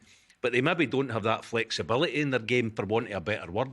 Do you know what I mean? They don't have the ring craft in a way. That's it. Aye. And they're not really going to get that ring craft when they're playing in amongst themselves. Yeah. So you would think some of them should maybe come over and base themselves maybe in Scotland. Maybe playing with the likes of it's like, sorry, Alistair. For example, say the Brazilian thing again. I'm guessing you would have played these guys. And they put their foot in the ball and they go, dump it. And they're not even doing anything, they're mesmerising you. That's what the Johns and the Ronnies and that, they don't need to, it's the wee touch. It's funny you mentioned Scotland playing against Brazil, because it happened famously in 1982. Are you going to speak about that? You've spoken about the old... No. I'm glossing over every Brazil performance that we've been involved in, we'll gloss over. But getting back to the point, and it's a great point you make about playing at a level and training at a level, because how important is it? I'm guessing, I don't even know, you might have a table in the house, right? You probably do have a table in the house. Have you seen the size of John's house? But of course he's got a table in there. My question is this: how important is it to go to the club in Denniston, play with Alan, play with other guys, practice with other guys? How important is that? Or is it sometimes beneficial being insular in the house yourself? Bang, I'm focused. Well, that's the reason why I'm sitting here. That guy there, Stephen Hendry, because I started when I was 15 and I started playing with Alan. Alan was 3 or 4 years older. He was just turning professional. So I got to spend 2 or 3 years practicing with Alan, and then after that I went and practiced about 2 or 3 years with Stephen Hendry. That was invaluable. Now, if I never had that 5 years grounding with those two great players, I probably wouldn't be sitting here right What now. about when you turned pro in '92 with Mark Williams, with Ronnie O'Sullivan, and they've been rivals and on tour, and you all three of you are multiple world champions? How important has that been as a driving force and a motivation to be better than them? Well, that's what you're talking about. That's what probably drove you on a little bit as well. That you were thinking, right? I want to try and be world champion before they two, and I managed to do that. But then, obviously, the guy Ronnie streaked ahead onto 7. But we've sort of, although there's been other great players in the game, they've been the sort of guys that I've always measured my success because we grew up together. And I respected them so much. See, the thing about those boys, the class of '92, they became streetwise at the age of 17 on the table. You know, all the wee moves, all the samba snooker that you need. But then the hard, they've also got the hard stuff where you've got to dig in. You know, you're 4-1 down here at the Crucible. Right, hold on a minute here. I need to figure out how I can get to the at 5-4 down or whatever. How fortunate, Alan, are snooker fans to have these three have careers like they've had for this length of time? I mean, we talk about Federer, Nadal, Djokovic. I mean, it doesn't happen very often in sport, does it? No, it's not even a generational thing. It's a lifetime thing. It's almost the modern day. We're not going to get this again. We just aren't. You know, I mean, what was that? 92. These boys came through. The three of them. There's a lot of good players in that era coming through. Your Joe Perry's and tons of guys, Dominic Dales and all these guys. But there's just that. There's that difference. It's that. It's the Brazil thing, they're all brilliant, amazing players, but there's you love this Brazil, Alan. I know, I don't know. I tell you what, on the topic of Brazil, I'm going to keep it going, right? Because if your opponent, for example, if we're playing Brazil in a footballing sense, while we're on the topic of Brazil, we're going like, oh, here we go, we're up against Brazil. So, are there opponents, even top class ones, who you would say, I don't fancy playing him. He's got a style that maybe doesn't suit me, or his safety's excellent, or his pot shotting's excellent. I'd rather play somebody else. Are there guys like that, or you would never admit it? Well, no, I would openly admit it. You've got two guys nowadays, two present day, just Goliaths of the game, Judd and Mark Selby. Mm-hmm. Now, I've played them in 4 World Finals, two apiece. And they're just incredible. I mean, I played Judd in 2019 in the final, and the good thing was I didn't have to buy a ticket for that final. No, I was actually sitting there. Yeah. He beat me 18-9, and it was just mesmerising, the snooker that he produced. And then I've also played Mark Selby, where he's just so tough. But the difference is with guys like John, they might not want to play them because you look at them, wait a minute, Alan, just stop the presses. I think he's missed for the first time tonight. No, stop. He was on for another 100 there, wasn't he? Clocks. I mean, but it's pretty much done it. But just on that, the difference with guys like John, I hate being lavish in praise, but why not? But the difference with guys like John, they can take a step back and figure out a way. Mm-hmm. Right, I don't want to play it, but what I'm going to have to do is this, that, and that. Do something, and they'll stick to a game plan. John doesn't have to reveal what these games, but that they instinctively know the way to approach it. Yeah. It doesn't mean you're always going to win, but he'll get his share. I think the fascinating thing, and I'm not trying to retire anybody by any stretch of the imagination, but the hunger's obviously still there. You're still hugely successful. Do you even think about the day that you're not going to do it? I mean, I know Ronnie gets asked about it, Mark Williams gets asked about it, but we still come to a tournament like this, and you're among the players even now that people think can win at the Crucible. So do you think about that, or are you just enjoying it to the point that you think, well, I'm just going to carry on? No, I'm coming here thinking I've got a live chance. Yeah, I think so. But Going back to those two guys have been winning events in the last maybe 4 or 5 years, and I wasn't. I was getting to finals and I was falling down at the final, the final hurdle a few times. But it was probably the reason they were still winning events. I'm thinking, well, if they're still winning, I can try and still win events. So they're sort of pushing you on mentally as well, and that's what's kept me going, really, in a way, because it could have been quite easy for me to maybe say, I'm not getting in the club. I'm not, I don't fancy it. I'm not. But I'm like that. No, I'll go in. It might only be for a couple of hours, but no, I'm going to go in because I want to work on something, and I think you've got to have that inner what is it to do it. What is it, lads? What is it goes, generally speaking, right?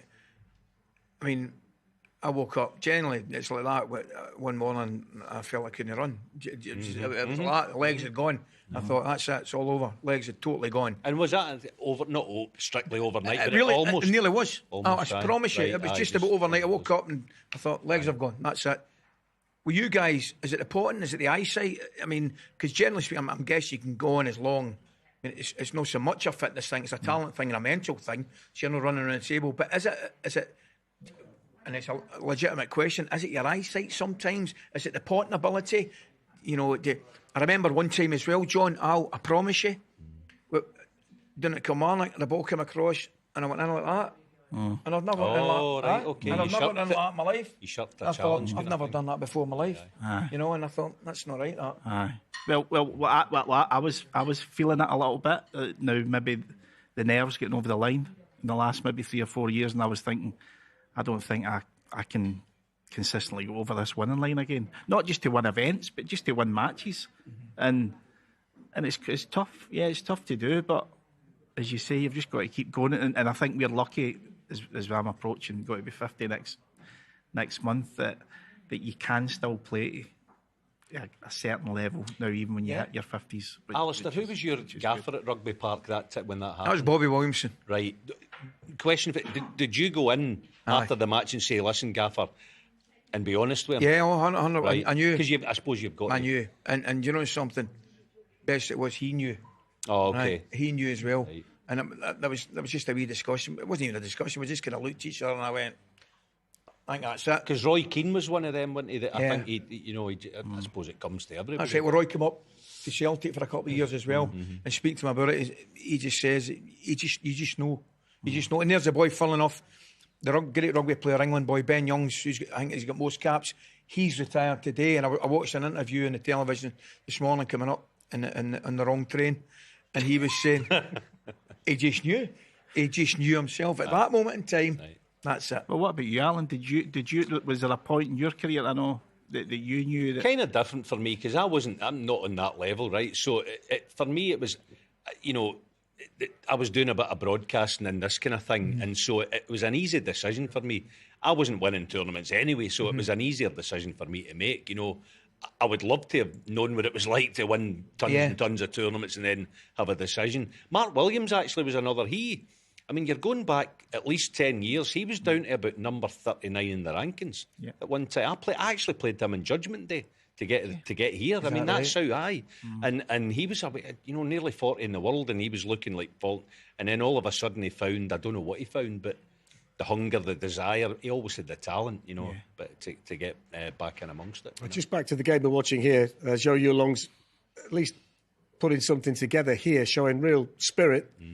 9-3 down, but he's in amongst the balls. He's got to take these opportunities now, though, John. I mean, there's no margin for error anymore. Not at all. But he's a fabulous player, and he's got an unbelievable technique that it's just so tough for these young boys coming through now. Because I'll be brutally honest, but when I came through in '92 when I turned professional, I was lucky in a way, because at the end of the day, see the older generation, the guys like Cliff who just left there, right? They probably weren't as good as the likes of me and Ronnie and Mark. Great players, but it was quite easy to knock these guys out. And what was the difference, John? I don't think they had the desire to fight the young ones coming through. That's basically it. I don't think they could see us coming through, and they were thinking, you know what, these guys are maybe just too good. Yeah. So we'll just sort of roll over Willie Thorne, Dennis Taylor, Terry Griffiths. Yeah. Do you know what I think happened, John, actually, back then, kind of talking about early 90s, mid-90s, maybe, basically throughout the 90s? No, but it changed to me anyway. Cue actions, they got longer. See, if you watch old players like Ray Reardon, John Spencer's, the champions of the... Yeah. It was... They hit the ball like kind of back short and back. They didn't come back far and hit the ball. And then these guys come in running it and the back swings like that, and that then you're able to have a better shot range and all that. And then through that you're able to do things with the cue ball and make tons and tons. I don't know when the transition happened exactly, but it became a thing when that crop of youngsters came through, and then you thought, right, okay, this is a different game they're playing. Do you think you'd be a short backswing or a long backswing? I'd be long. No doubt. Definitely long. I'd be all over it. I'd be long. Yeah. Definitely long. You look as though you're doubting me. No, I'm just fascinated. I'm learning a lot about you this evening. In fact, I've learned a lot about you all day. You haven't told the boys. I mean, you and I both had a go at Dennis's Black. We did. And when we were Ronnie and... the cutback. Aye. Ronnie, the winning Black. Dennis, you winning Black. Right, okay. We had no chance of getting the first one, but we thought we might get the. Did you get the Dennis one? Well, let me tell you this, John. Would it surprise you at all to know that Ali flipped it? No. I've watched her off-field with Rangers over the years. He's killed me. Ali made sure he went first because he knew that if he got it, the pocket would look that big for me. So that's what Ali did. The team player that Ali was on the day, but we both got it. The worrying thing was we used Jimmy's cue. Yeah. And Jimmy was off to try and qualify for this tournament, and we were using his cue. And I'm thinking, don't miss it. It the tip off. I couldn't believe how light his cue was. No. I think that's where I've been going wrong. I think so. Heavy cue. So. What about your game tomorrow night? We've got to speak about that before this frame wraps. We've only got a matter of seconds when the frame's over and everybody's out and everybody's in. Zhou Guodong. I've played him the last two tournaments at the Players' Championship. Had a really tough game. I just managed to come back and beat him 6-5 there. And then I played him a couple of weeks ago in Manchester in the Tour Championship. I think I managed to win 10-4. So I've got good memories, obviously, the last two matches, but it still doesn't count for anything really. You've got to get in and play well now. And what about yourselves, lad? Is this your first time at the Crucible? Right, brilliant. Because I was going to ask you that. Right. It is. Aye. It is. I've watched this place, and I've been to tournaments all over the place. Scotland. I've been to Motherwell all over the place watching the snooker. I love the snooker, as you know. First time I was at the Crucible and I walked in today. And the first thing I thought about, and I've watched snooker, and my mum says, it took me back 85, sitting in mum's house. I was 22, not a wee boy. I was 22, watched that final with Dennis and Steve Davis, walked in the Crucible today, and I thought to myself, I'm thinking to myself, wow. I can feel it.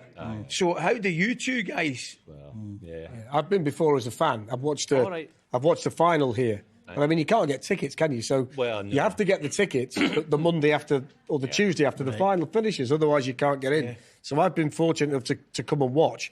But today, to go behind the scenes and see the corridor where you guys walk out and see what it's like behind the curtain. The atmosphere in there's magic. Oh, brilliant. It's magic, isn't it? The crazy thing for him, he's only seen one frame because of the train. But it was a 1-3-1 to be fair to Ronnie. He didn't let me down now, Yeah. Can I just ask Ali as well that I've just seen reports that he's trying to get Brendan Rodgers to go to Tottenham Hotspur. Is there any truth in this rumour? Jones, I'll be honest with you, mate. I'm trying to get him go anywhere. Right? I don't care if it's Tottenham Hotspur. I just want him south. Right, okay. Right? Is that okay? Just to clarify that, just in case you thought it was anti-Tottenham or pro-Tottenham. I want him anywhere. I'll ask you a question as well, please. Who would you have as the next Rangers manager? Would you give it to Barry or would you? Do you know something? I think Barry's done fine. I really do. I don't think he'll get it, mate. Right. I really don't. Because I think the lads, the new guys that will come in, they'll want their own man. I really do. I'd like to see Barry stay there in some capacity.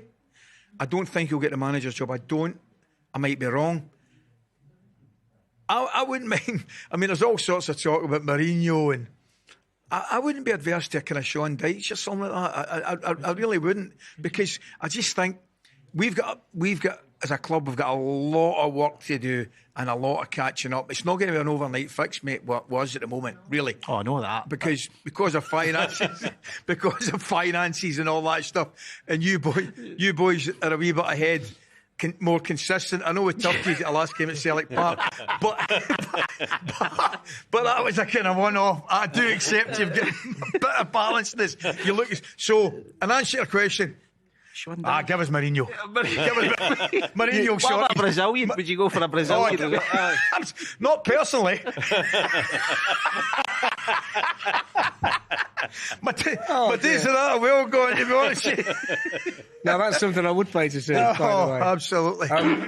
John did say that he'd do the entire night if he could talk about Celtic, but we had to restrict him to 2 frames. I actually think I've got away with one tonight. I tell you, I don't mean this. I think so. I mean, he's shown real battling spirit and fighting qualities, Alan, in this frame, hasn't he? Because as John was saying, you kind of know that you're out, but he's got to try and find it within himself to at least give his best, and he's done that in this frame. No, that's what you've got to do, dig in. I've always been of the opinion in these long matches, although you're, what is he, 9-3 behind at the moment, the only way you guarantee getting beat is if you chuck it mentally. You've got to dig in, even although you're about less than a 1% chance of winning, because just maybe once in your career it'll happen, you'll come back. You just got to keep digging in and make the other guy earn it. You know? Am I right in saying the winner of this plays Sean Murphy? Oh, aye, blockbuster. Oh, he's just absolutely nailed that. What a shot that is. Yeah. What a shot. I mean, what a tie that would be. That would be the tie of the second round. you would possibly say. we've got the draw just over there. We're kind of as we go this week,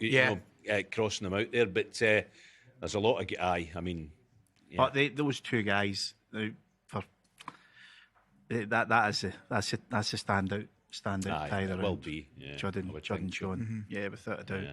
Look at Brissell, he was impressive today, the way he came back. 5-1 down. I don't know how much John knew. He was 5-1 down. Look at he got out 5-4. Right. Does this tournament get more open every year? More people come with a genuine ability to win it every year? Because, I mean, in days gone by, you could look at it, you could put a line through a lot of players. But now you look at it, and it seems so strong from top to bottom. Is that fair? Yeah, it is. But then it always seems to be one of the usual suspects that wins it. Is that the mental gut side of things? Well, you could say the usual suspects. The last two seasons, you would probably have to say it's went against that. We look at, and then we know Kyron's a great player, but he's became what a shot in the black there. He's became a better player this year as he has been the world champion. I think he's won about four tournaments. Kyron's won, isn't he, this year, Kyron? Aye. Did I not read somewhere there's a kind of voodoo sign on first-time winners? Crucible curse. No first-time winner has ever came back and defended it. Wow. Ken Doherty got to the final against John in '98, and Joe Johnson, of course, when he won it in '86, got to the final against the Nugget the following year. You know. Has he left it here, Alan? Snooker, is it? No, I think he can get it. No, he can get it, can he? Just needs a yellow. Get that. Just needs a yellow. Looking like he's going to keep the dream alive here, Joey Long. Yeah, good shot. Well, he's took it to the next session, and then listen, you don't know what can happen. That he could come out and play well for 2 or 3 frames, but to win 6 frames against Judd in the form Judd's in, it's going to be incredibly difficult. Yeah, done. Yeah, fair play to him. Fair play. That's what you got to do. Dig in. You just never know. You just don't know. I'll take the opportunity, because we've missed the opportunity a couple of times, to thank Alan and John for coming in, because absolutely. we've been Great to see you, break because it's all going brilliant crazy. to see you, lads. What we do get the chance to do now, of course, is have 15 or 20 minutes just to regather our thoughts. Radzi and the team are going to take over, and then when we come back after the mid-session interval, based on the fact we're going to get that far, we think, we'll have Ronnie O'Sullivan with us, so that's going to be fantastic. Excellent. Yeah, so Ronnie's going to be in. Tremendous. Can't thank the boys enough. Great to see you, John. Thanks. Brilliant pleasure. Well, they're not quite going yet, look, because they're going to play on for snookers. So we don't go any. If there's any more Celtic stuff you want to get off your chest in the next 90 seconds, John, feel free to do it. Listen. Nah. I can't do it, Tally. Can I? You've done it all night. But in all seriousness, did you still manage to get a few of the games? I've not been. I've still got my season tickets here, but I've only got 2. And my boy, my daughter, they take the tickets when I'm away. That was the time. Remember, I met you in the family at the airport last time. Yeah, that's what I was saying to Alan. But it was on the way down to the Masters. That's right. It was the way to the Masters. That's not a bad shot, by the way, from Judd Trump. Well, that's why he has become the player he has, because he's missed it. Oh, his all-round game now is unbelievable, isn't it, Alan?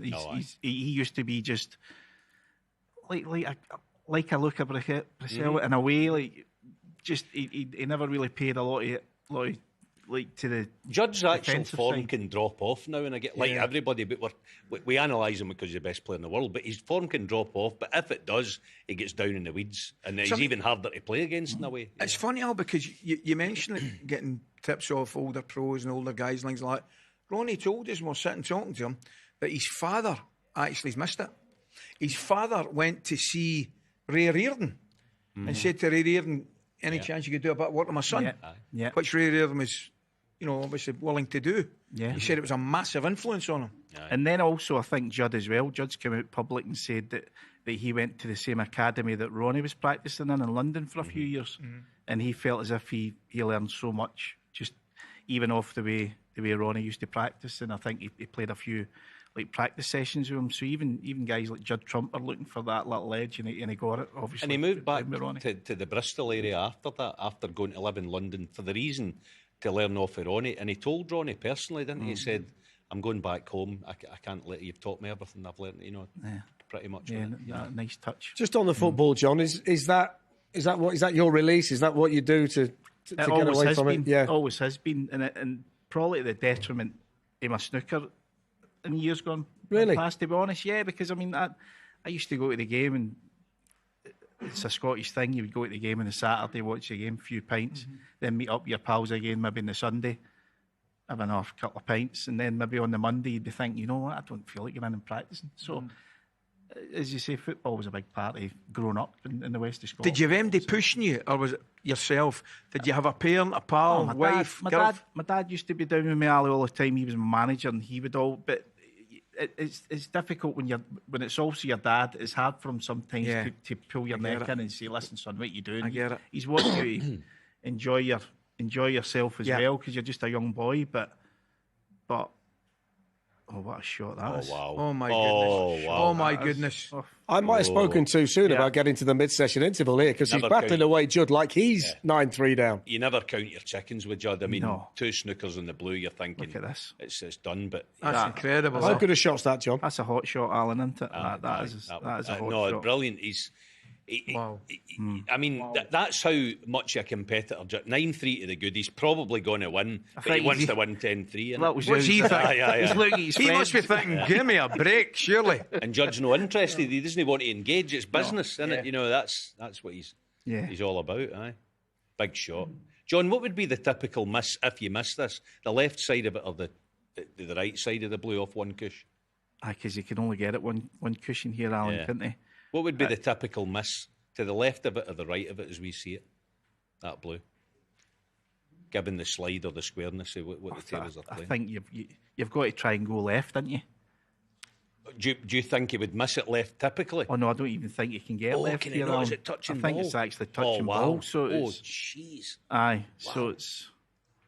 Oh, that's just horrible, isn't it? How difficult are the shots with this stuff here? I mean, look how far away he is from the cue ball. I know Ali likes his fishing, but now how do you deal with that, Ali? I tell you, that's as big a rod as I've used for the salmon in a long time. So what is it now? A 3 cushion, or you going to go straight up? It's just a 1 cushion off the back. It's either 1 or 2, but you've got to see where his cue is right there. Yeah. If you miss it on the way up, you've got to miss it on the Q side of it there. Yes. And the D side of it. But he can also put a touch aside on this here as well. Oh, good shot. And off. Good shot. Oh, good shot. That's brilliant. Yeah, great shot. Yeah. Great shot. Yeah, that was odds against, I thought, that shot. But no, I think the crowd want to see this go into a second session, don't they? I've not got a horse in the race, but I want him to win this frame. I don't want him to lose this frame. Do you, Ali? No. Well, he's fought so hard. There you are now. Yeah, I think that's it. Yeah. No, fair then play. You can go and get your cup of tea. That's. You two are delighted. You're going to get a break for him and I now. So what's the plan tonight then? Do you do it early night? Meal early night? Bit of practice in the morning? Night. No, I've had a bit of practice today. Then right. Got up early tomorrow. Come over, get a bit of practice, then get a couple of hours sleep in the afternoon, and then get ready for night. Brilliant. We wish you well. Thanks. It's been great having you in. John. Good luck, mate. I've just enjoyed seeing him on the back foot, which is not an easy thing to do, but you managed to between on the ropes there, wasn't I? you need the mid-session Shoot interval. a couple of standing counts, didn't I?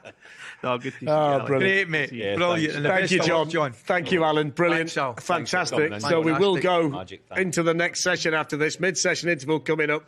So Radzi and the team are going to take over. Ali and I are going to take a break. We will be back, though, when this match resumes, and we'll have the Rocket, Ronnie O'Sullivan, in the studio with us. We'll see you in a bit.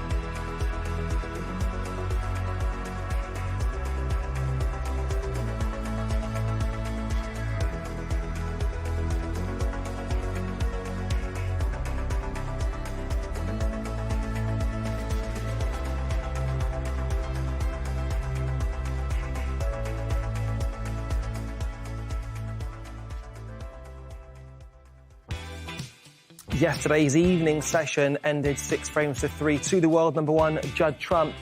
Alan McManus really articulately illustrated the potential question marks around Judd, and essentially he answered all of those, or did he? We'll find out very, very shortly. Zhou Yulong crucially getting a final frame to keep the match live, which, by the way, also means that we will see the return of Ali McCoist and Darren Fletcher after the mid-session interval. Just a reminder for all the sport that's on offer on Eurosport, we have got cycling. We've also got speed coming, by the way, but on TNT, it's all about the NBA. It's about the cycling and also a quick reminder about the snooker, which will continue for the next 12 days, if my math serves me correctly. And Luca Brissell, that kicks off again tomorrow. 4 frames to 5. What a comeback from Luca Brissell. But lads, just taking breath and looking at Judd Trump because, I mean, superb, out the traps straight away, Jim. He looked awesome. Last night when he started off, me and Alan was so impressed with his long game. And, you know, when a Judd Trump is potting these long balls and getting in and scoring, and then towards the end of that match last night, as Alan explained on his touch screen, he lost to White a couple of times, maybe he got a bounce, and then it went a little bit scrappy.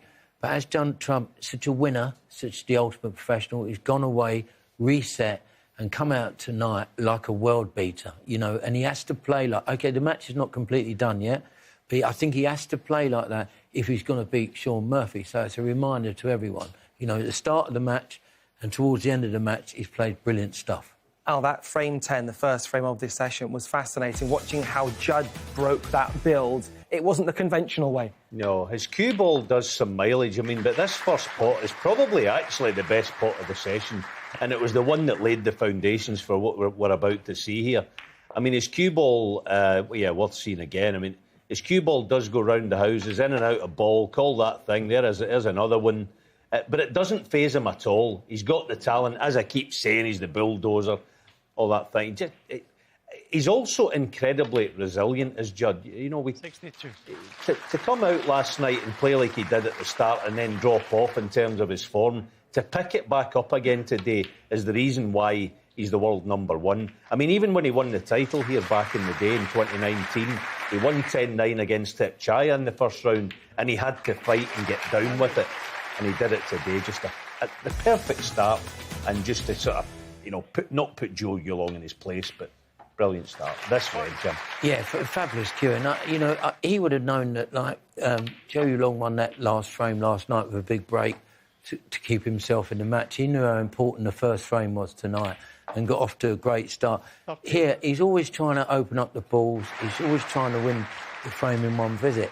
And he's got all the touch and feel out, isn't he? He's got complete control of the cue ball. Yeah, it's a brilliant blend that he has with his game, whether it's at distance or whether it's in close. He doesn't mind having to work the cue ball like that and, you know, play shots that other players don't particularly enjoy. There's the second ton of the night, and it goes, and that put him just 4 shy of the century of hundreds, if you like. And then Zhou Yulong gets a half chance and, you know, it goes astray. He simply obviously can't afford any mistakes at this stage, Jim. No, it's right. You know, for me, you know, Judd, like, you know, as I said before, reset. You know, here's another shot, and, you know, always trying to open up the balls, Rad. You know, always trying to get the frame one. And it's so dangerous for your opponent because, you know, every mistake you make, you're thinking, is it all over? And, you know, now, after...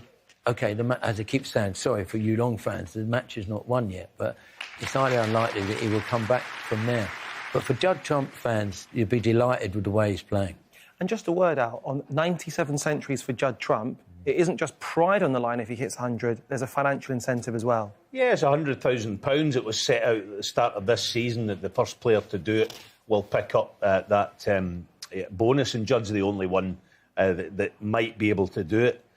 Within reason, and it looks like, you know, if he wins tonight, then he's odds on he is going to pick that one up as well as plenty other this season. Jimmy, just a word on Yulong's tenacity. Yeah. The temperament required now, it's a tall order. Just to even get the next 3 frames would be impressive. He's Trump's too good, you know, he's too much of a winner, you know, like, he's not going to panic. You know, he's been in this situation. They know, these top players know how to close out the match. So if Yulong does maybe win 2 or 3 frames, then Judd Trump might change tactics and go, you know, make sure that he just picks off as many points and keeps the game tight.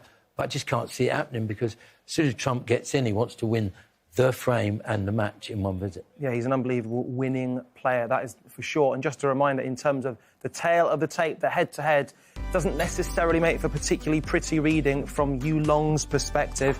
He's a brilliant talent. And actually, a few years ago at the Championship League, he managed to hit back-to-back tons. He hit 3 back-to-back tons. That was, I think, in 2021 during lockdown. The pot success would certainly need to increase for him to do that. Judd Trump, 92%. Doesn't get much better than that. And the highest rate, obviously, we have seen a ton, as we mentioned, 3 of them from Judd Trump. And as for us back in the studio, we have Prince William's best friend. We have the pride of Celtic, no less. I'm obviously joking when I say that. Yes. Alan, because how's the experience been for yourself, mate? Oh, I've loved it. I loved it. Just in amongst the boys. I've loved my snooker since I was that size. I've watched it, Crucible. I was just saying to the lads, I can remember sitting in my mum's living room floor watching it, and just to be here behind the scenes, see the lads walk out, see the table. You know, you walk in somewhere, lads, and you can just feel it. You can sense it. You know, whether it's Wimbledon or Lords or whatever it is, Hampden, you can just smell it.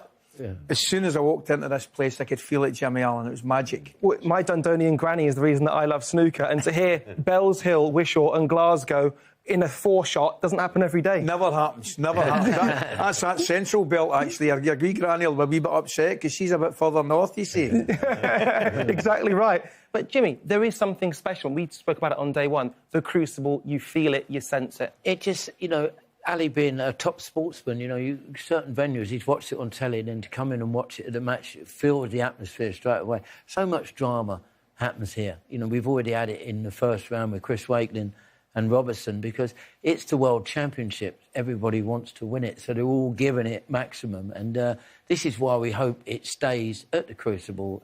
And the drama always comes about at the Crucible. So hopefully it always stays here. And this is why sport's such a brilliant thing. You know, Alistair's obviously well used to 100,000 people, you know, screaming, bawling, shouting, and then you go to the opposite here. But it's kind of the same, even though I know, exactly. Well, that's what I was going to ask you two guys.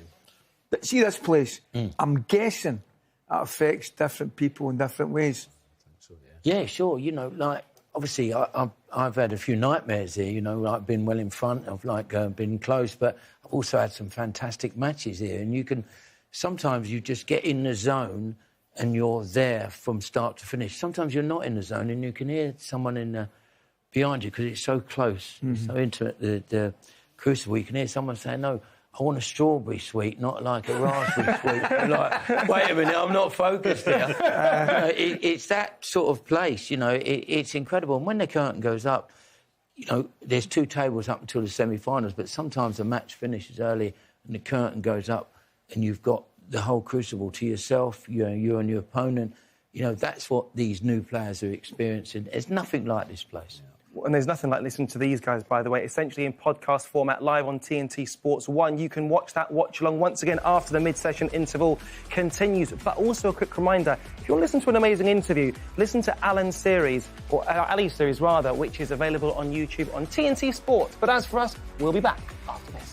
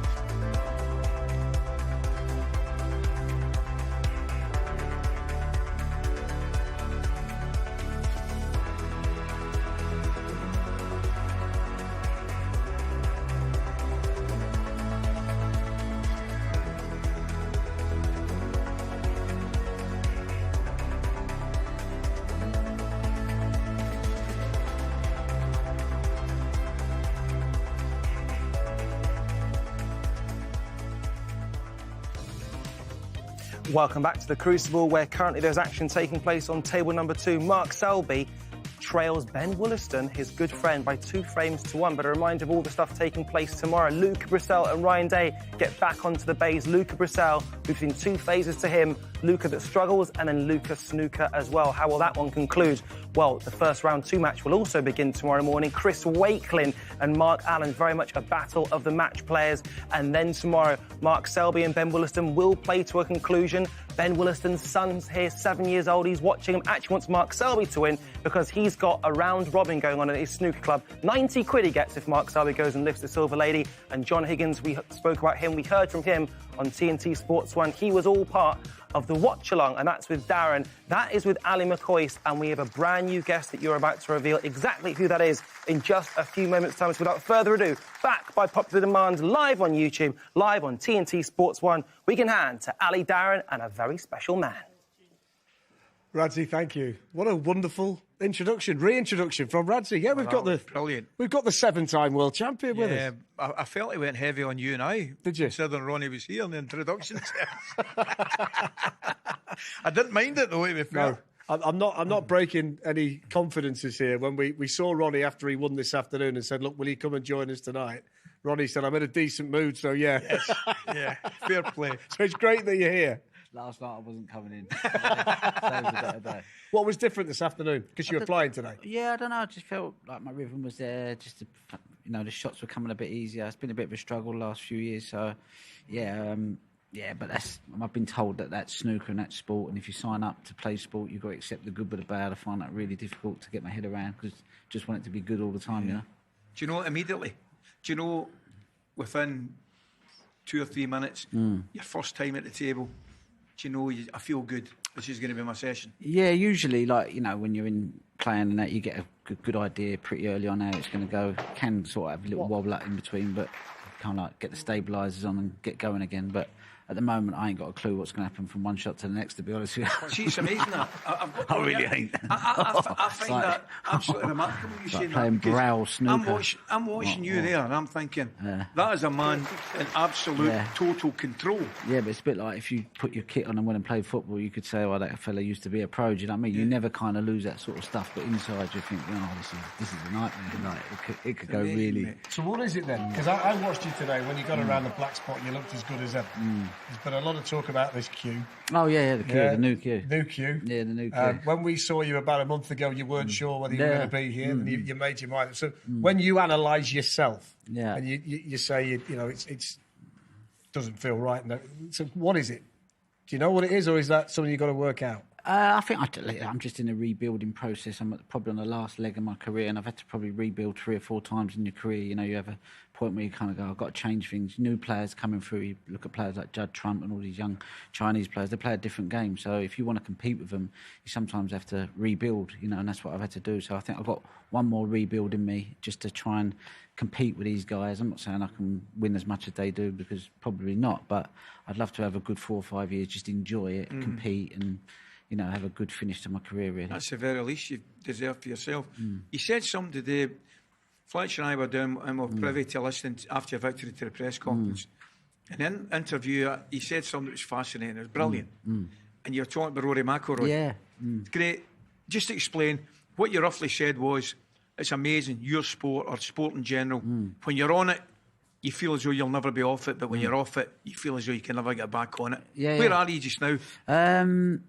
I feel like I'm never going to get back to playing well, because I've had such a long period of not playing well, just grinding it out. So you kind of think, well, you're looking for a little bit of hope sometimes. But today was the first time, I think, in a long time I thought, I actually felt like the balls were going half where I wanted them to go. I'm still not getting carried away. But I'm kind of optimistic, if that makes sense. Be honest, were you a bit nervous yesterday? Based on the fact you'd not played tournament snooker for an extended period when you first walked out yesterday, and did you need that first frame? To be honest with you, it's the least nervous I think I've ever been, because really? I had no expectations. I struggled. The reason why I stopped playing was because I wasn't playing well in practice, I wasn't playing well in matches, and I just got me down so much. So coming here, I had no expectations at all. I was just, if I can win a few frames, great. Just about getting back on the bike, breaking that cycle of not playing tournaments. So yeah, I mean, I didn't really have any expectations, but when I took a year out in 2012 and I hadn't played all year, on a practice table I was flying. So even though I hadn't played any matches, I come in thinking, you know what, I still fancy the job.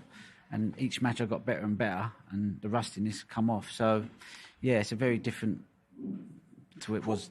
What made you come here then, Ron? Don't get me wrong. I want to tell you, when you and I sat down 3 weeks ago, I said that they'll be happier than me to see you at the World Champion. And thankfully you've decided to make that decision. But what was it in your head said, I'm going there, I'm going for it? I'd taken about 3 months off and I was just getting a little bit bored, and I just came back from holiday and I just thought, I'm just going to go and hit some balls. And I started hitting some balls, and this guy said, look, he said, I'll try and help you get back to where you used to be, which is where I need to be, really.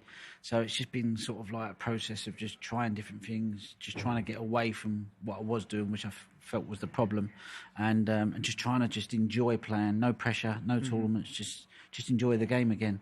And then I played Barry Hawkins the other day, and I was really down on myself, and he went, look, it's not as bad as you think. I was like, really? So I kind of held on to that. And then Steve Peters said, look, I'll be there with you for the first match. So I knew that if I was having a wobble up, he could keep me together. So I thought, come on, we'll just give it a go. See, to get yourself back to where you think, and we all know you can reach again. Yeah. How much of that's mental? How much is that ability? Your own belief in your own potting skills? Because, look, as I say, looking at that afternoon session today, from layman's terms, you know the game far better than we'll ever know it. Yeah. But that looked to us like a guy that knows what he's about at the top of his game. But it's really interesting to hear you say you firmly believe you've got a lot more in a locker. So much of it's mental and much of it's just natural ability coming back. Definitely think a lot of it's mental, because I think I'm a bit of an overthinker. I try and tinker too much and end up driving myself crazy, and then you just, you've done your own head in. So I think it's a two-way thing. I've got to know when to tinker and know when to say no more. But yeah, so, and listen, I don't expect, I'm not sitting here thinking I want to get back to what I was in 2012, 2008, 2013, all them years, because I'm a lot older. I just want to enjoy the game. I just want to hit the ball and kind of go, oh, that felt good. If I make quarter semis, win a tournament, great. But yeah, at this stage of my career, I just want to enjoy it, There could be an argument you might be an even more dangerous opponent going out with that carefree attitude. Possibly. There's no pressure on me really, But yeah, just like I say, if I can enjoy it, just winning the match here, to be honest with you, was great, So you won 10-4. Judd Trump 9-4 up at the moment. Yeah. And he's in amongst the balls again. Is he? I always find it a strange question to ask another player in the same tournament. Yeah. But he's the bookies' favourite. Yeah. Won the UK Championship. Yeah. Is he the one that everybody's got to beat this week, even though he's only got one world title? Despite million percent. For me, his only danger was Kyron Wilson, because Kyron matches up well with Judd. He kind of enjoys that match play. Snooker's a bit like golf match play. You're not playing the course, you're playing the opponent sometimes. And I think Kyron is probably one of the only top players that relishes playing Judd, and I think that makes it a really good game. There's still loads of other good players in this tournament that can give Judd a game, but he's definitely the favourite by right. Well, you clearly wouldn't say it, but before you came in and did your interview post-match, Ali was in, and effectively that's exactly what he said about you. He said, with greatest respect, one person in the tournament that nobody wanted to play was yourself. Who said that?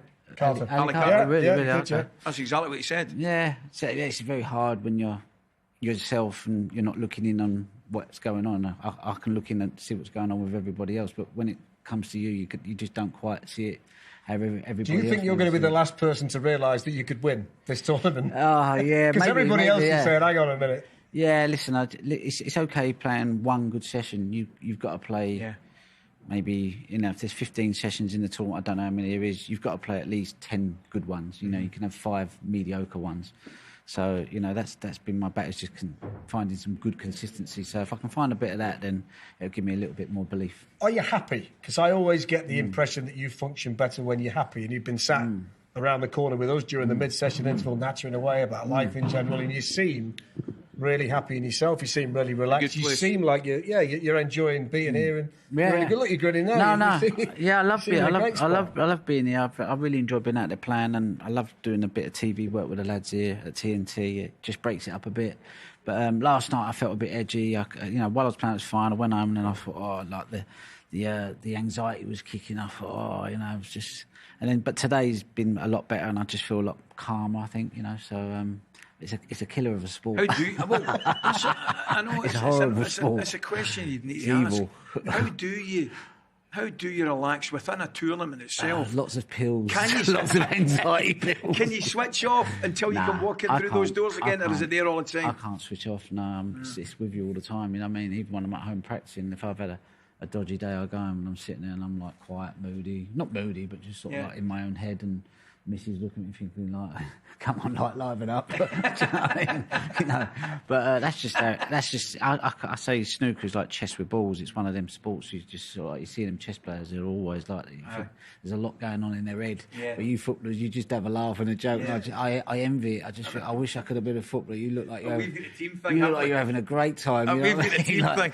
Win, lose or draw, you've got your mates next to you, mate. Your ass in the middle of the night, helping himself to the fridge, and you're like, we don't get none of that going on in snooker.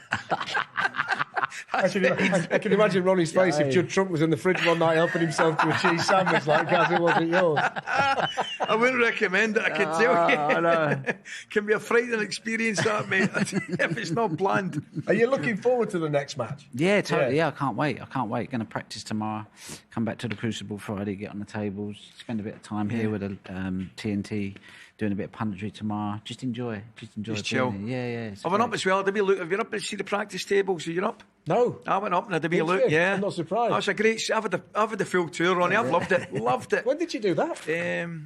Well, just before we came on. Did you? I get the gold tour. I think you only get the bronze tour. To be fair, I guess. Tell you. We've had a great day in general, though. I mean, everybody's looked after us. There we are watching your match earlier today. Is that watching the match? There we are. We're marvelling at your shots, look. Yeah. Ali had only just... Ali made it for one frame, which was your 1-3-1. That's all I needed, mate. That's all I needed. Yeah. I did message him at 8-4 to say hurry up, because we knew it wasn't lasting long at that point.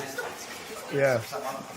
No, it's a good view from up there, isn't it? But just to see the whole thing, just to see it going, we've been watching it here for, it seems like 100 years, just to go behind the scenes, just to meet everybody, the picture take with the trophy. We were like a couple of wee boys today, mate. We were. We've had the time of our life. That's good. Absolutely brilliant. And everybody's looked after us, haven't they? So well. Yeah. Everybody associated with the tournament's been so kind. No, everyone's been so excited you're coming down. Maria's been saying, we've got Ali coming and Darren Fletcher coming. We've loved it. We've absolutely loved it. It's been great. Everyone's been buzzing.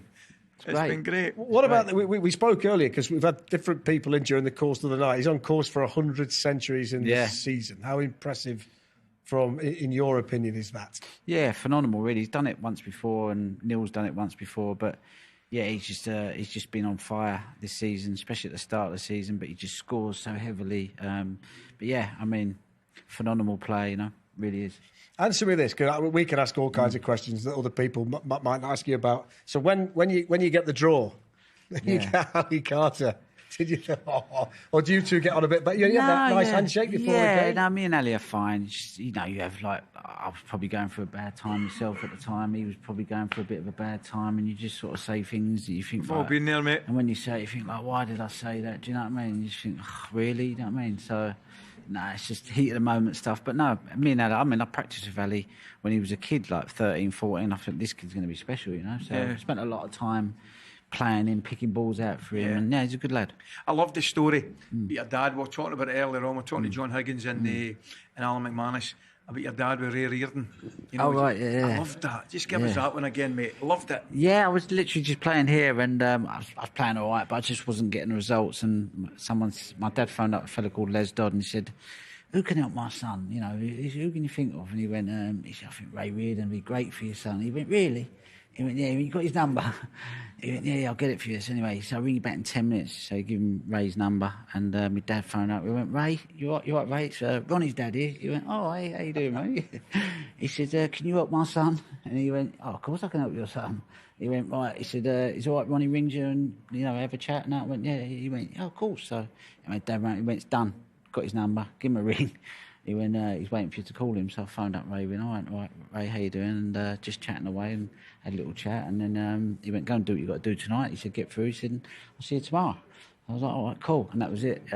Brilliant. Yeah, he's good like that, my dad. It's a great story, isn't it? Yeah, you'd do anything for your kids, wouldn't you? Just a willingness to help a younger player coming through is brilliant. Stepping in, Ali, Rhian Evans. So we had 7 World Championships. We've swelled that now to 18. Because Rhian's got 11. She's got 12, isn't it? 12? 12, yeah. Oh, I was just told 11. They're setting you up there, aren't they? They're absolutely setting me up there. Absolutely. I mean, I need all the help I can get. I mean, that's the last thing I need. That's nearly as bad as me missing my train.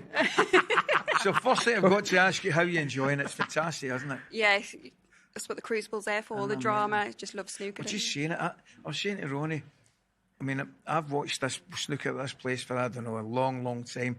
Just walking through, I could, you know, that way you can feel it. You know, that way it's like I was saying to the lads there, it's like Lords, it's like Wimbledon.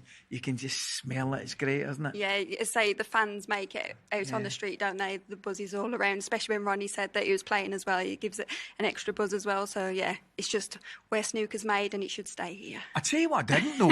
It's got to, I'm with you now, it's got to. I tell you what I wasn't aware when I was coming in. That big screen out there. Yeah. They're sitting in deck chairs. There's hundreds sitting in deck chairs watching outside. Brilliant. Yeah, it's good, yeah. Let me tell you something that you didn't know until today. So we've got the Crucible Theatre here, and then it's the Lyceum Theatre next door.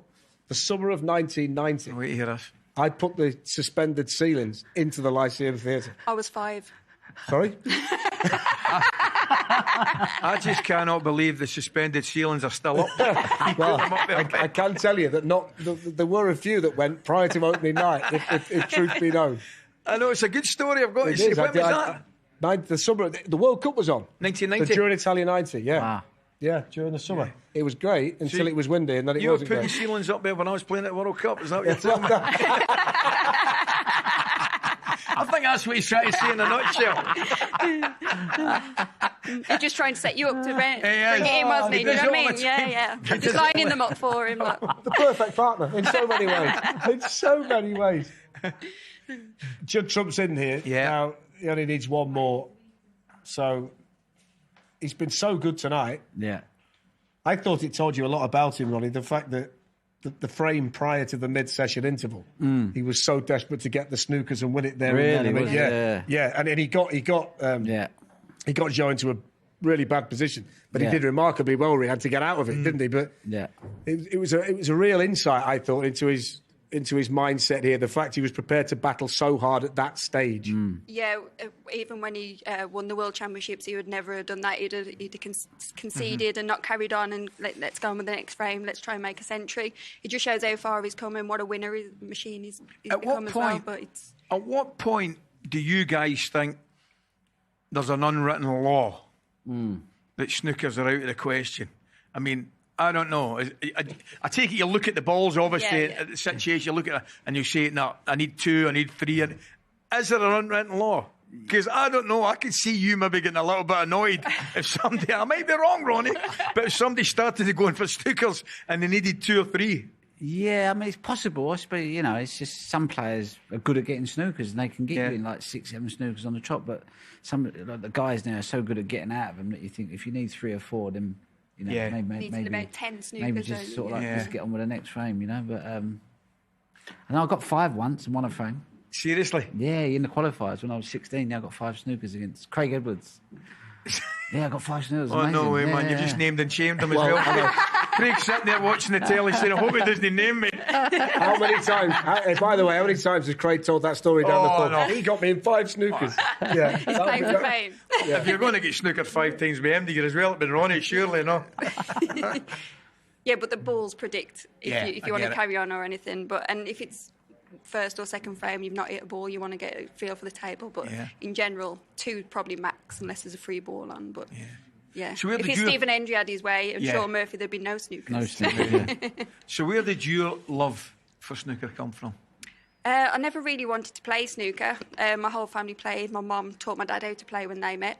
My mum could make 50s, 60s. So. Seriously? Yeah, wow, I didn't know that. My dad was the worst player in the family, bless him. But my 2 brothers played, and I idolised them, and I grew up just watching them. Picked up a cue, made 21st frame I ever played. And from then, in my bunny slippers, just running around the table. Brilliant. And then got to, my first tournament was the World Championships. I was 16, the World Championships. Got to qualify, we got to play here. What was that like? Must have been some thrill. I don't remember a thing, to be honest. No. All I remember was that don't walk down them steps and fall over. Yeah. That's all I was thinking. But yeah, it was just a surreal moment. My granddad got to come and see me. It was the first time he saw me play, and it's just, memories are made at the Crucible, isn't it? So, and then from then I thought, I'm okay at this game. I'll carry on, and here I am now. Well, that was an understatement, that's for sure. Do you know what? I listened to an episode of Desert Island Discs with you the other day, knowing that we were going to come here today. And there was a great story about you at school. When the only focus was to get from the last lesson to the bus, and it had to be over the road, across the island. 9 minutes. Yeah. 9 minutes to get it every day. And Tell that story for people who haven't heard it, because this encapsulates why he's a winner. It was at 3:24. I used to think, if I can get that bus at 3:24, I'll get home. I'll be home, cab, be at the club like earlier, because I think it was like the next one was like half an hour after.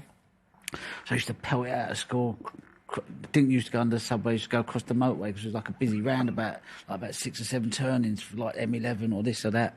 So I used to run straight across the motorway, clean everything, jump over, boom, and as the bus was pulling off, I'd just get on there, I'd probably make it like 4 out of 5 times during the week. Sometimes a lesson over, going, oh, come on, I've got to get out of here, I've got to get out of here. Me bus. That competitive is like, right, it took me 8 minutes 56 that day. Can I beat it? Oh, mate, yeah, that bus was so important to me. It's amazing, eh? And by the way, he also said that he got this little thing in place where, for your school pals, you go and play in the snooker hall at lunchtime. You used to get the fish and chip money. Yeah. This is a great we'd story. all had about £1 on us. How much you got? You go, I've got £1, I've got £1 for lunch. I might have had £1.50. I go, we've got £4 there. Like, should we go try it? Like, so I just go down a snooker club. I said, look, I can maybe play something, and turn out like 15, 20 quid. We get like Savoy and chips. And they go, all right, cool. So I go down there, find the old boy, because I used to play there anyway. I said, do you want a game? So I pick a racker up, and they go, yeah, all right. I said, I'll give you like 21 starts, 6 reds. So we had like 20 minutes to get the game over, and get the food and get back to school. And I'll get the money. And I'm right, come, let's go and get Savoy and chips. So the lads were well happy with me. I'll bet you, mate. Wasn't no school canteen for us. Oh, that's one of the best stories. Oh, it's fantastic. That's one of the best. Yeah. That's fantastic. Yeah. Do you still see the lads today? Do you still speak to the lads today? Yeah, my best mate George was like a brother to me. Well, like we chat like whenever, like it's like we've never not spoken. And I got another mate of mine, Robert Young. I hadn't seen him for years. And I was doing an exhibition down in Cornwall, which is like 250 miles from where we went to school. And he was like, Ron, it's Rob. I went, Rob. So we were like 3 brothers, really. So they're the only 2. I haven't spoke to Rob for ages, but yeah. See, but that's I always think, Ron, that's the beauty of best mates. You don't need to live inside each other's pockets. You don't need to see other every day. Right, yeah. But as soon as you see them again, bang, you're off and running. You're off and running, yeah. It looks like he's going to wrap it up here. Judd Trump, he has wrapped it up here, so he's going to be through Sean Murphy in the next round. That's a game, isn't it? That's a game. Sean fancy it, but they match up well. Judd kind of normally gets the better of Sean, but Sean, if he gets to the winning line, he won't shy away. No, he will actually get stronger. The closer he can keep Judd, the more he'll fancy the job. But you get that impression with Sean. He stomps around the table. It's like I own it. But he's proper. But he's a great pressure player. You know what I mean? The bigger the occasion, the more he's like, whoa. Enjoying that. I don't know if you've seen him play. Did you see? Maybe not. Did you see Xing Tong play his first match? He was out for 2 years. Yes. Unbelievable talent. Unbelievable. To me, he's the nearest thing to Stephen Hendry. Ron, do you think he's changed his game? Because I remember him rushing a little bit, and I was thinking, because the bookies had him quite high in one of the favourites to win, and he hadn't even qualified yet. And I was thinking, I can't see it because his safety game and he's a bit laxy-daisy. He's still got I've watched him, and he's not like superb at safety, but he gets that white on that cushion. It doesn't matter where it is, he at least gets it on the cushion, so it makes it difficult. And he's like slowed down. He looks like he's playing in slow-mo, but he's like 14 seconds a scoring's shot. unbelievable. His positional play, his touch, he's got power, he's got everything, this kid. So for me, he's the nearest thing I've seen since Stephen Hendry. Because like a lot of players who go for a long one and they want to get the white safe, he just rolls them in for the black. And I think, like what, you just, there's a lot of pressure. Mindset, you miss these guys clear up. Years ago, they might have made 40, 50. Yeah. But he's for it, and he just rolls them in, bang, 100, bang, and you think, so I think in 3 years he'll be #1 world champion. Wow. Very I most. think He's like he'll our be the Luke first Littler. Chinese Yeah. He's our world potential Right, Luke I'm with Littler. you. Yeah. And he's really a cool-looking guy. He's just got something about him. You know? Yeah. So He's on something course he's to good. stay. He's on course for another sure. century here, by the way. Yeah. This is going to wrap the match up 10-4. He's already won the match. It's whether he can get another Does century. he This will need be 2 now? Does he need three on the night, so I think... Does he need 2 now to make the bonus? 2 to get there. Yeah, he'll get that. Yeah. Yeah. 98 two. he'll be on. Yeah, I think he'll be on He'll need 98. two. Yeah. Yeah. This will put him on to 98. I'm reliably informed, but I That's missed one of your remarkable. World Championships off, so don't listen to what I Don't say. trust him, no, don't trust him. We've actually got quite a lot wrong between us tonight. This might be another one, Ronnie. We've got quite a lot wrong, and I've done most of it. The main thing is we're enjoying ourselves. We are. So there you go. There's another one. So he's 2 away from this £100,000 bonus. Yeah. He's through to the next round. He's got Sean Murphy. Yeah. We think he's going to come in and join us in here. Which should be great. As well after. Yeah. So he's won. We should say thank you to Rianne for dropping in. Big thanks to you, Ronnie, as well. We wish you well, mate, for the rest of the tournament. Cheers, nice one. I really enjoyed watching you this afternoon. Thank It was you, fantastic. Yeah, thanks for coming. Yeah. So good luck with everything. Cheers, thank you. Great to see you. So great to see Ronnie. Great to see Rianne. And I'm hoping that when we come back, we'll have Judd Trump with us to talk about his match, which will be nice. 10-4. That would be great. Look, Giles, you've got- it'd be great if he came in. I mean, that was a solid enough performance, Yeah, wasn't it? absolutely I fantastic. just wish he was going in with that 100 grand. That did. Right, that's it for now. Back in a minute with Judd Trump on the watch along. Looking forward to it. Come back and join us in a minute, won't you?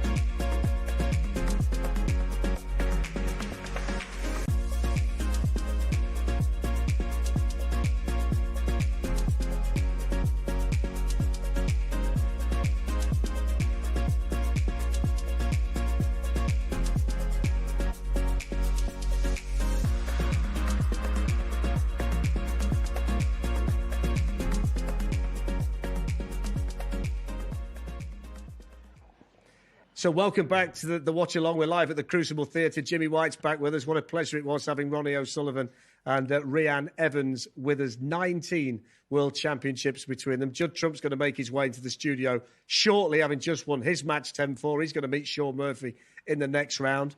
Jimmy, how impressive was he in that match, Judd Trump? Fantastic. Yesterday he started off brilliant. You know, Trump's strength is like he pots a long ball, gets in, wins the frame, puts the opponent under pressure.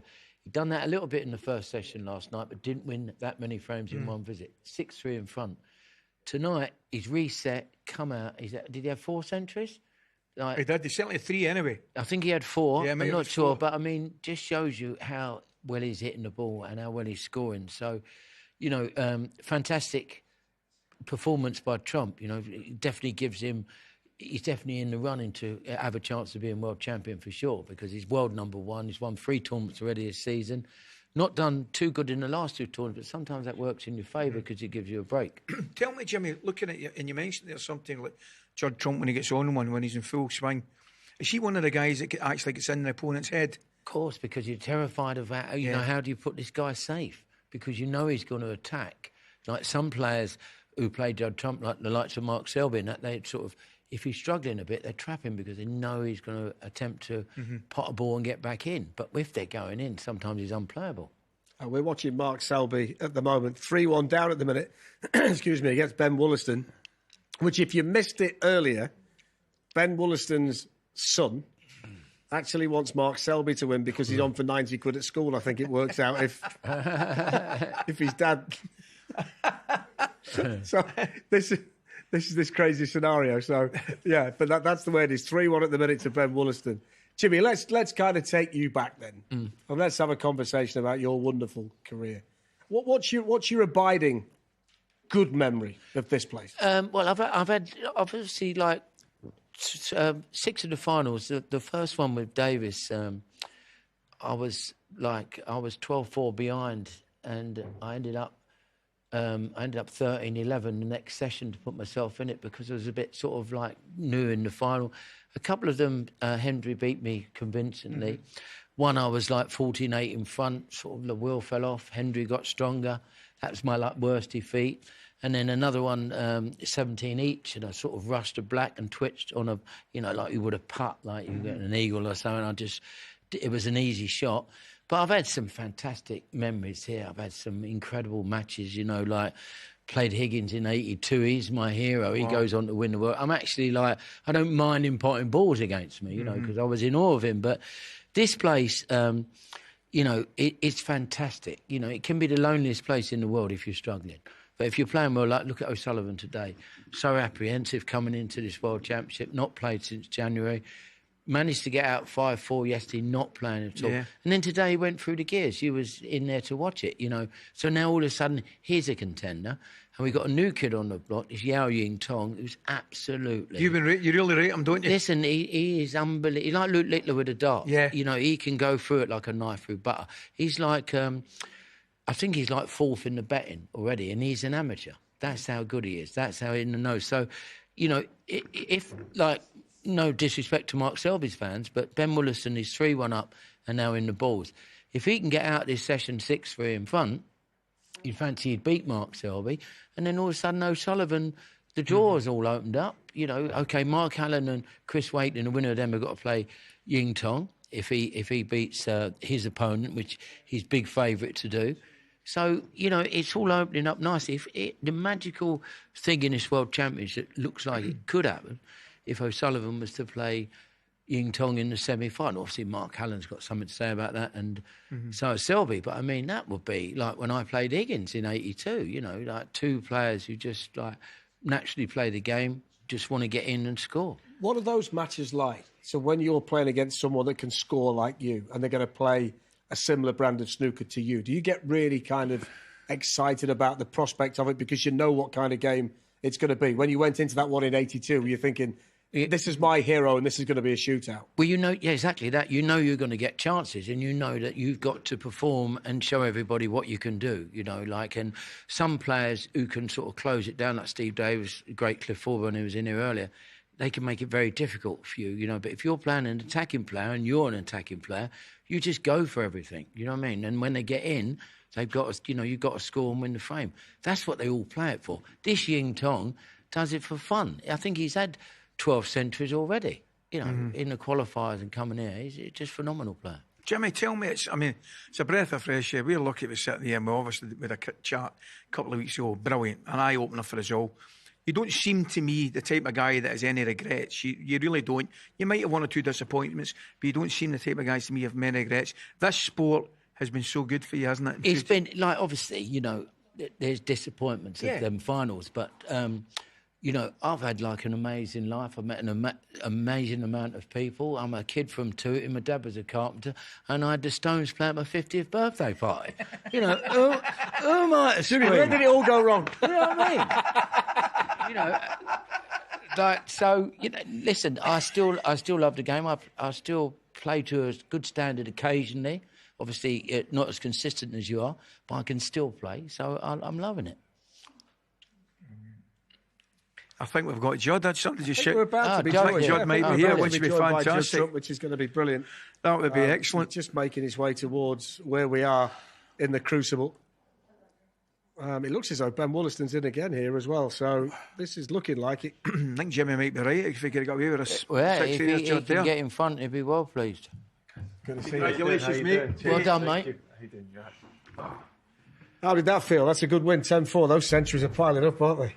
Yeah, I mean, I didn't feel that comfortable when I went out there. I felt a little bit nervy, but the balls were going in. So I think it looked good on the TV. It probably looked like I was comfortable and flying, but it was a little bit nervy. I think the last few frames I felt a lot better, and they were kind of going in the middle of the pocket. Oh, listen, top draw. Last night, we watched you, like, haven't seen you play for a little while, and then all your long pots were going in last night, and then you was 5-1 up, you looked completely in control, and then you played a yellow and you got a bit of a bounce. Remember, you didn't finish on a red. Yeah. And then it sort of got a bit scrappy, but I knew you'd reset today and come out. You was awesome tonight, make no mistake.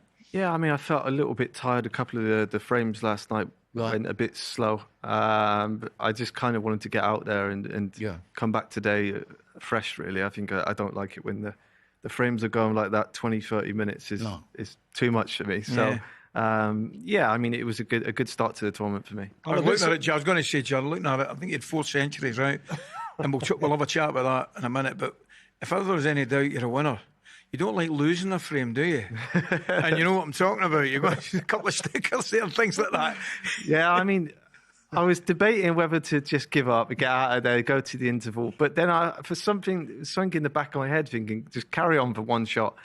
I got him in a snooker, then another one, I was thinking, here we go then. You can get out early and avoid the interval. But he ended up getting out of a really tough snooker in the end. But it was a bit of a dramatic ending to that frame in the end.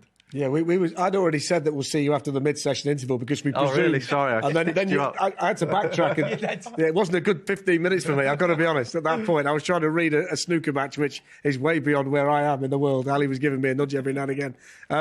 Shaun Murphy next, which is going to excite a lot of people. Yeah, I mean, to play Shaun in the second round of the World Championship, it could easily be the final. So I think it just shows the standard nowadays. Shaun is probably down the rankings a little bit, and he could easily be top 3 or 4 in the world. So to win the World Championship nowadays, you have to beat a lot of great players, and it doesn't get really any tougher than Shaun in the second round. See, when you look at it, is it like, for example, a football tournament, you get a draw, and you look, you fancy a bit of that, you fancy a bit of that. Are you guys the same? Are there players that you'd rather were the opposite side of the draw? I used to be looking at the draw, seeing who I can play and who gets through. Nowadays, it's just that first game. I think there was a lot made before the tournament of me and Shaun potentially meeting, so I knew I was going to have him. But after that, I kind of, in the past, I've been guilty of looking at the draw and then playing badly and having an easier opponent the next round. I'm already out, so it doesn't really matter. But I think for snooker, there's some amazing matchups in the last 16 now. Sometimes you've said that you struggle with the conditions here. How were they today and yesterday? It's not ideal. It's quite damp and cold in there for me. So it's not great for snooker, even though it looked amazing. I think from the TV. Yeah, they're not my favourite conditions to play in. I think for me the Masters always plays the best I think the time of the year kind of affects it. Okay. Being cold and then heating on inside is probably perfect for snooker. Right. Do you have to battle with that then? If you know that the conditions aren't maybe ideal for how you want them to be, and this tournament means so much to everybody, is that another battle that you have to fight to overcome it as well as your opponent, based on the fact that you've said quite openly, and Jimmy's just said there, that the conditions aren't something that you particularly enjoy? Yeah, I mean, it's difficult because it's the same every single year. It's never going to get any easier for me. This tournament, how the table plays maybe doesn't suit my style. It doesn't play that reactive and that responsive. But I think if you go out there with enough confidence and kind of put it to the back of your head, then you can just about get by. You made a mockery of that tonight, 4 centuries in the same night. So I think the conditions were suited in fine tonight, Ali. I look terrific performance. But here's the elephant in the room, right? You're 2 away from 100 grand. There's no messing about. You're 2 away from 100 grand. Is there anything in your head in your next game against Shaun Murphy that thinks there's a century on here? Or is it all about winning the frame? Good question. I think I know that I'm close. I think I'd be lying if I said it wasn't. It wasn't in my head. I think it would be nice to get it out of the way early in the game. I don't want to be losing desperately, trying to make centuries and everything's going wrong and everyone's laughing at me on one short or something. So but if it went like 11 each and you're on 60 odd and you know that you can play a shot to make the century, you're going to win the frame, right? No? I'll tell you after my next game. I don't know how you want to get it early out of the way, right? I mean, if they had the cash on the side of the table, maybe I'll be a little bit more desperate. I love your honesty. We've come here the wrong day. It should be a game against we have. We should be inviting Judd in after 2 more centuries and then saying, what are we doing later? How are you finding living in Dubai, playing on the tour? Is that all working out nicely for you? Yeah, I mean, I love it. It's obviously a massive change in kind of snooker terms. I don't really feel there's many people that have made that kind of step to live in anywhere else but the UK, really. So for me, it's the perfect lifestyle. Practice in the morning, play golf every single day, 7 days a week. So I think just having that happiness off the table, I think is showing this season, and it kind of showed again tonight. If anybody wondered why he's walked in smiling, the last 5 minutes will tell you exactly why. Oh, I don't, absolutely. But practice in the morning, a game of golf in the afternoon. Sounds good to me. That's not the worst, I can tell you. Yeah, and it's certainly working for you. How important is this tournament for you to finish off what's been a good season for you? World number 1, UK Championship, 3 tournaments. We think it's going to be 100 centuries, so the £100,000 bonus as well. The icing on the cake would be this. How focused are you on winning this tournament? I think because this is the last tournament of the season as well, I think you kind of, anyone that's not involved with snooker that's just kind of tuning into the World Championship, they only really remember this tournament and the rest kind of gets forgotten about a little bit. So it's obviously very important. I've had a great season so far, but you kind of get forgotten about if you don't win this tournament. So it kind of adds that pressure on, and yeah, I've got a good chance this year if I can keep doing what I'm doing. Well, look, you look magnificent tonight. Yeah. Thank you. Two centuries away as well. We're all rooting for you. Cheers. Great to see you. Thanks for coming in. Thank you very much. We appreciate it. All the best, mate. All the best. That's Judd Trump, who was really, really impressive tonight. Listen, he was. I wish I didn't like the conditions, Jimmy. If he could knock the ball in like that. Listen, he was like, he sent a message out there. I'm here to win the competition. He's going to have a real tough game with Shaun Murphy. It's going to be really exciting. I expect it to be close because Murphy's playing as good as ever. Of course, they've sent the experts in. Exactly. Rachel's arrived. Rachel Casey. I think you're the expert. Oh, I don't think we are. No. I don't think we are. Truth be told, Rachel, Jimmy, sat us down for about 20 minutes before we went on air and gave us the full debrief. This is how it's going to go. And you've done well. It's worked out all right. I think we needed Rachel about an hour and a half ago, actually. Not now. How many hours does that feel? About 5 minutes. It feels like about 5 minutes. It's just gone past so fast. We're keeping an eye on Mark Selby here, Ben Wollaston, 3-1 at the moment to Ben Wollaston. We're going to stay with it until this frame. Until 2 a.m? Yeah, I think so. It might be. It could be a Coco job. No. Knows the answer to that one. It takes me back to Terry Griffiths with the Coco that night, Jimmy, if you think back. Listen, Terry Griffiths, he was such a great player, but even Cliff Thorburn, the time they took sometimes, and you're thinking, just play this shot, will you?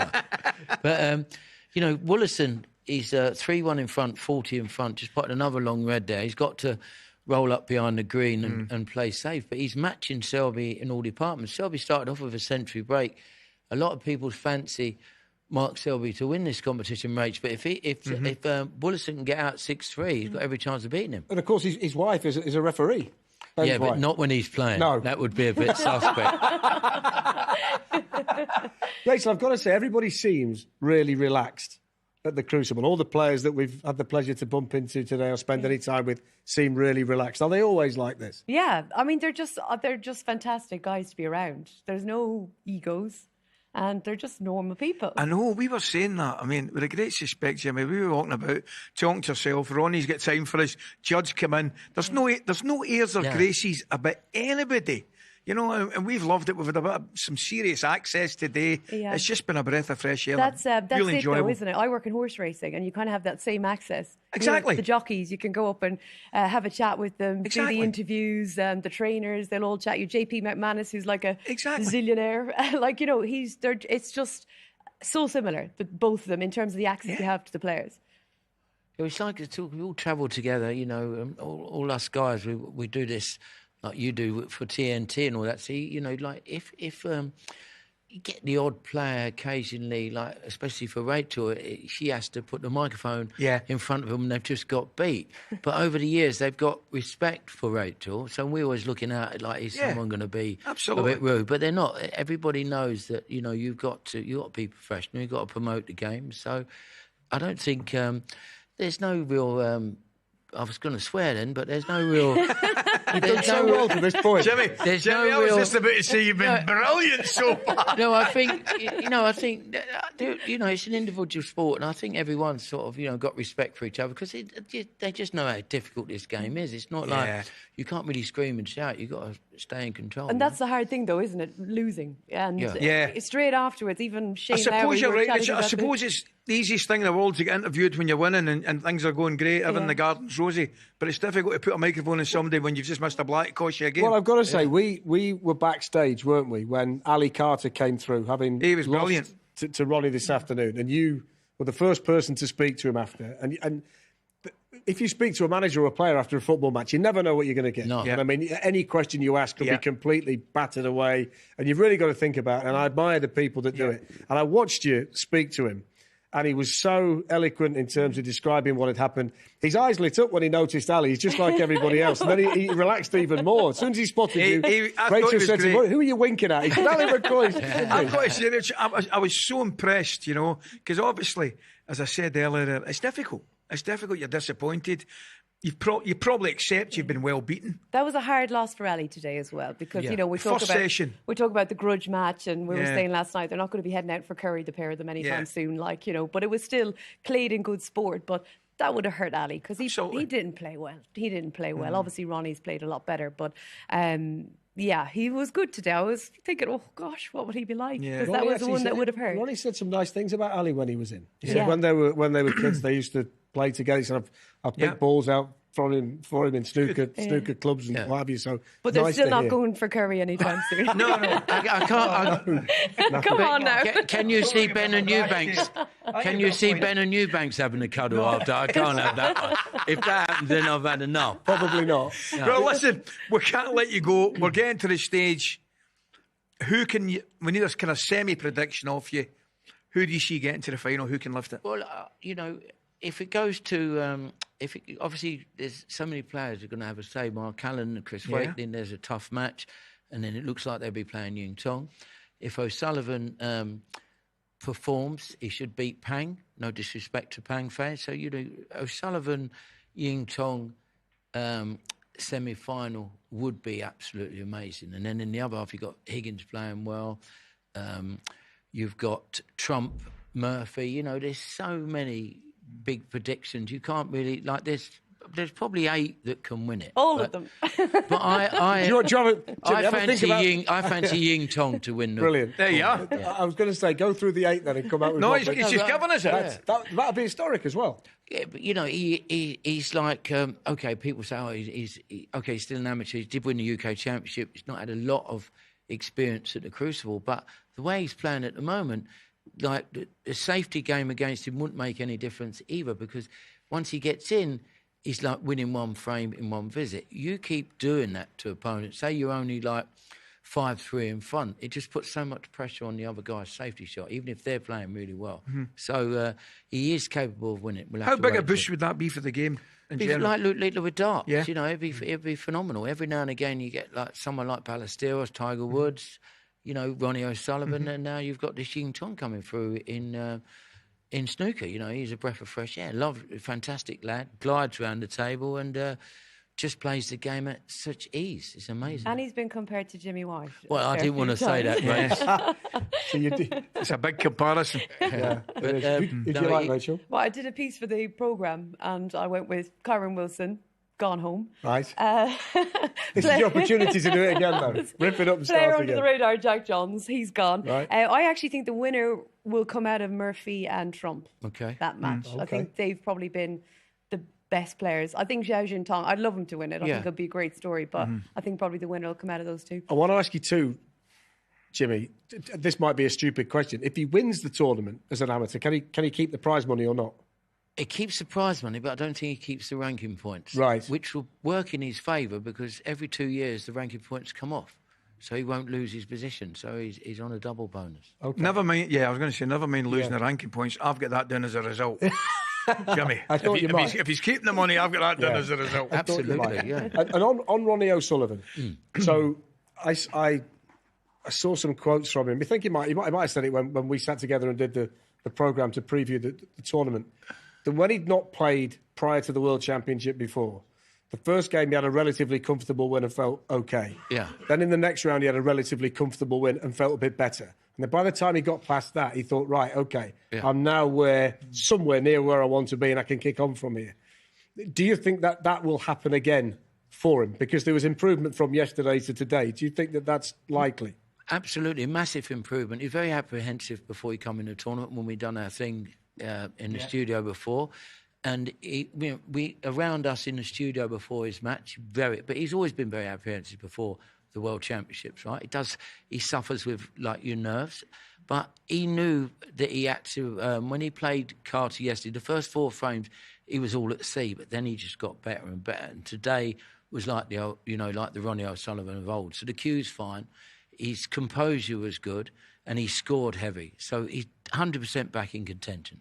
And for the game in general, Rachel, if we get that story over this tournament at the Crucible, that kind of transcends everything again, doesn't it? He puts it out into the wider market. Everybody then wants to look at what Ronnie O'Sullivan's going to do. And it's coping with that as well for Ronnie, because obviously mentally it's been tough to come back.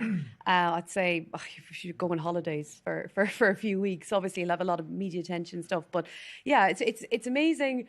People that never even watch snooker, they'll ask me, is Ronnie O'Sullivan playing in the World Championship? People that just have absolutely no interest in the game, they all want to know what Ronnie's doing. And that's what he does for snooker. And there's nobody else. Obviously, you talk about golf and other sports, like individual sports, you have that. But for snooker, there'll never be anyone like Here's Ronnie. a quick question for the two of you as well. How knowledgeable are the crowd? Yeah, brilliant. Yeah, most of them, they know when it's the shot that's won the frame. They applaud at the right time. So, you very rarely get anyone come to the Crucible that's not a snooker fan. Yeah, I get it. They might get a mate say, OK, I've been to the Crucible before, I'll treat you and take you there. And then it's very difficult to get tickets here. London crowd's a bit different. Ali Pali, you'll have a few just, lively. Great. Yeah. Amazing atmosphere. But with the Crucible, obviously, how many seats are in the Crucible, Jimmy? We had that competition We the other did day. an Easter egg hunt the other Did day. we win? We won, didn't we? We won, but can we remember how many seats were in there? 950 or something. Where the Ali Pali, I think, is 2,500. So that's a big difference. It's very special to get a ticket at the Crucible. Let me ask you this then. So Rachel's just mentioned that Ronnie is the player now that people who aren't necessarily snooker fans would ask, is he in the World Championship? What was it like back in the halcyon days, the 80s, when snooker players were arguably the most famous sportsmen in the country? Well, you only what was it like then? Well, it was mad because you only had 4 channels, so sort of everybody knew you, and the way Alex Higgins played and I played and O'Sullivan plays and Trump, you get the crowd behind you because you're playing an attacking game. So they sort of go on the roller coaster with you. Mm-hmm. So the more you're winning, the more they're cheering for you. That can also work the other way if you're not performing. Like O'Sullivan, like a bit of stage fright, went all the way to Wales, drove all the way there and then didn't play, went home. Incredible. But at least he's honest, Absolutely. and said it because he suffers from it. But no, there's nothing like that, So he does add a bit of extra pressure on him, with the crowd behind him. But that makes it even more sweeter when he wins. Mm-hmm. Jimmy, I think your time with us is up. So is yours, Rachel. Thank you very much. Thanks so much, Rachel. Thanks, Jimmy. Brilliant. Cheers, guys. It's been great seeing you again, Jim. Rachel, good luck with the rest of the tournament. Thank you very much. Both of you. Thanks, guys. We were told that we're going to be coming off air when this frame finishes. It might well be the longest frame of the tournament so far. It's certainly looking that way. So we're staying. So Alan McManus has dropped back in and Radzy's joined us as well. So, yeah, well, Mark Selby's in now. I mean, what we can do, we've just asked Jimmy and Rachel who they think is going to win it. Radzy, what about you? The tournament is so wide open. I mean, actually, the man who's currently at the table, Mark Selby, he's 3-1 down at the moment.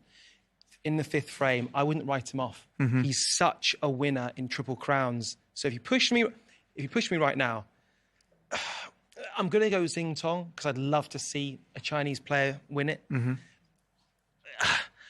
It's hard to look past the greatest of all time, but my heart says Ronnie.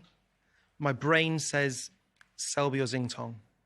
Mm-hmm. Okay, so you've given us 3. To be fair, we asked Jimmy. Jimmy gave us 7. Jimmy gave us 7. You've done better. Jimmy did say Xing Tong. But as he pointed out, that could well be the semi, Ronnie against Xing Tong, which would be...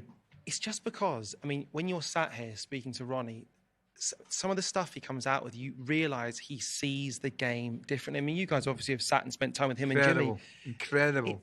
It's just amazing. Yeah. And, I mean, Al knows as much about the game as anyone, and even sometimes afterwards we step out of the studio and go, wow. No, yeah, Ronnie's like that. I mean, I think deeply about it all the time. I always have done, but Ronnie naturally thinks I've got to kind of try and break things down, but Ronnie just still come out with some go. And it's complicated, but he makes it dead simple. And you go, God, I wish I could think like that. It's pure genius. It really is. Aye. Do you remember there was one time we were at the York Barbican and there was a snooker that had happened and we were going to possibly recreate it. And Jimmy and Al went, good luck trying to get out of that one with regards to Stuart Bingham. Mm-hmm. Ronnie said, no, that'd be fine. And off air picks up our prop cue that's maybe $15.99, no chalk on it, and almost does it first time. And you go, this guy, he's Pele, he's Maradona. Well, we remember we did the thing with the boys, and we set a table up. I genuinely could not believe it. And we had 4 or 5 shots from the World Championships over the last, 25 years. In fact, Jimmy played the shot that Higgins... The blue. Yeah. Right. And he did it first time. I mean, no practice, just picked the cue up. I mean, just absolutely natural. I was hoping people would believe us when we said on the programme that this is the first time he's done it. That we'd not had new. He just picked the cue up, put it down, bang. And it by the way, centre of the pocket, nowhere near the jaws. I'll tell you honestly with Ronnie, I had about 2 or 3 years ago, he asked me to have a look in the practice table with him, just to see a few things. And I call it fishing for him, just fielding for him. And we were up in York, I think, at the UK Championship. So we're in the practice room. And now I'm used to seeing that standard of snooker. So he's doing what he's doing in the practice table, and I'm fielding away, and I'm going whatever, and I'm saying, try that, that was good, or that was all right, or whatever. And I'm having to mask my thoughts because I'm seeing he's making miracles happen. I'm not joking, right? I'm when he turns his back and he walks around, I'm going, I don't believe what is going on with this guy. But he's going, I'm not sure about that. But he's meaning it, and I'm going. But I'm old school. I'm like playing hardball with him. I'm like, I know, you got to be better than that. Come on, come on. Just trying to, it's funny, but he's on a different thought process and all that. Who do you fancy this week? Well, I went with Sean Murphy before it started. I mean, it's a bit of a not a lottery, but there's that many, I think, as you were saying, with some of the guys that have been in. Xing Tong, I think, is a major contender. It's good to see Ronnie back playing. John's going to have a big shout. Yeah. He's going to take some shifting, like a few of them. Mark Selby's going to take some shifting in this. It's funny. I mean, talking to Jimmy, Jimmy wasn't writing off John's chances, by any stretch of imagination. No, John. The fact that he's won twice in the last 8 weeks is massive for John. It's huge. This is the chance here to steal for Mark Selby, Alan, but it's difficult from here. Yeah, I mean, the green shouldn't be a problem. He's got to get deep in the cue ball here to get it back where his hand is. See that? And then just get a wee angle on the brown to try and get over close to blue. Whether he can play to knock this out, I doubt it. It's a bit on the straight side. But Selby, I almost guarantee here, when he leaves the table, Ben will be in trouble. That's the way that he operates. He doesn't, like, for example, with this brown, he's just shaping there. Whatever shot he comes up with, Ben will be in trouble. It's one of them. That's the way that he calculates everything. And he's also a big scoreboard player. See, the other thing here is now he's 11 in front, so the pink ain't moving. Yeah.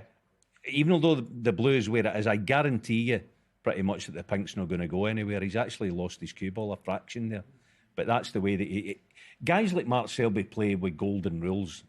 They play scoreboard shots, I call them. He's 11 in front, the pink's got to stay where it is. So he's got a wee bit to work out here, but he'll probably find something, When this frame finishes, Radzi, I've got to get it in because these counts to the break are so short. I think we've got 10 seconds when the frame finishes. So what I'm going to do...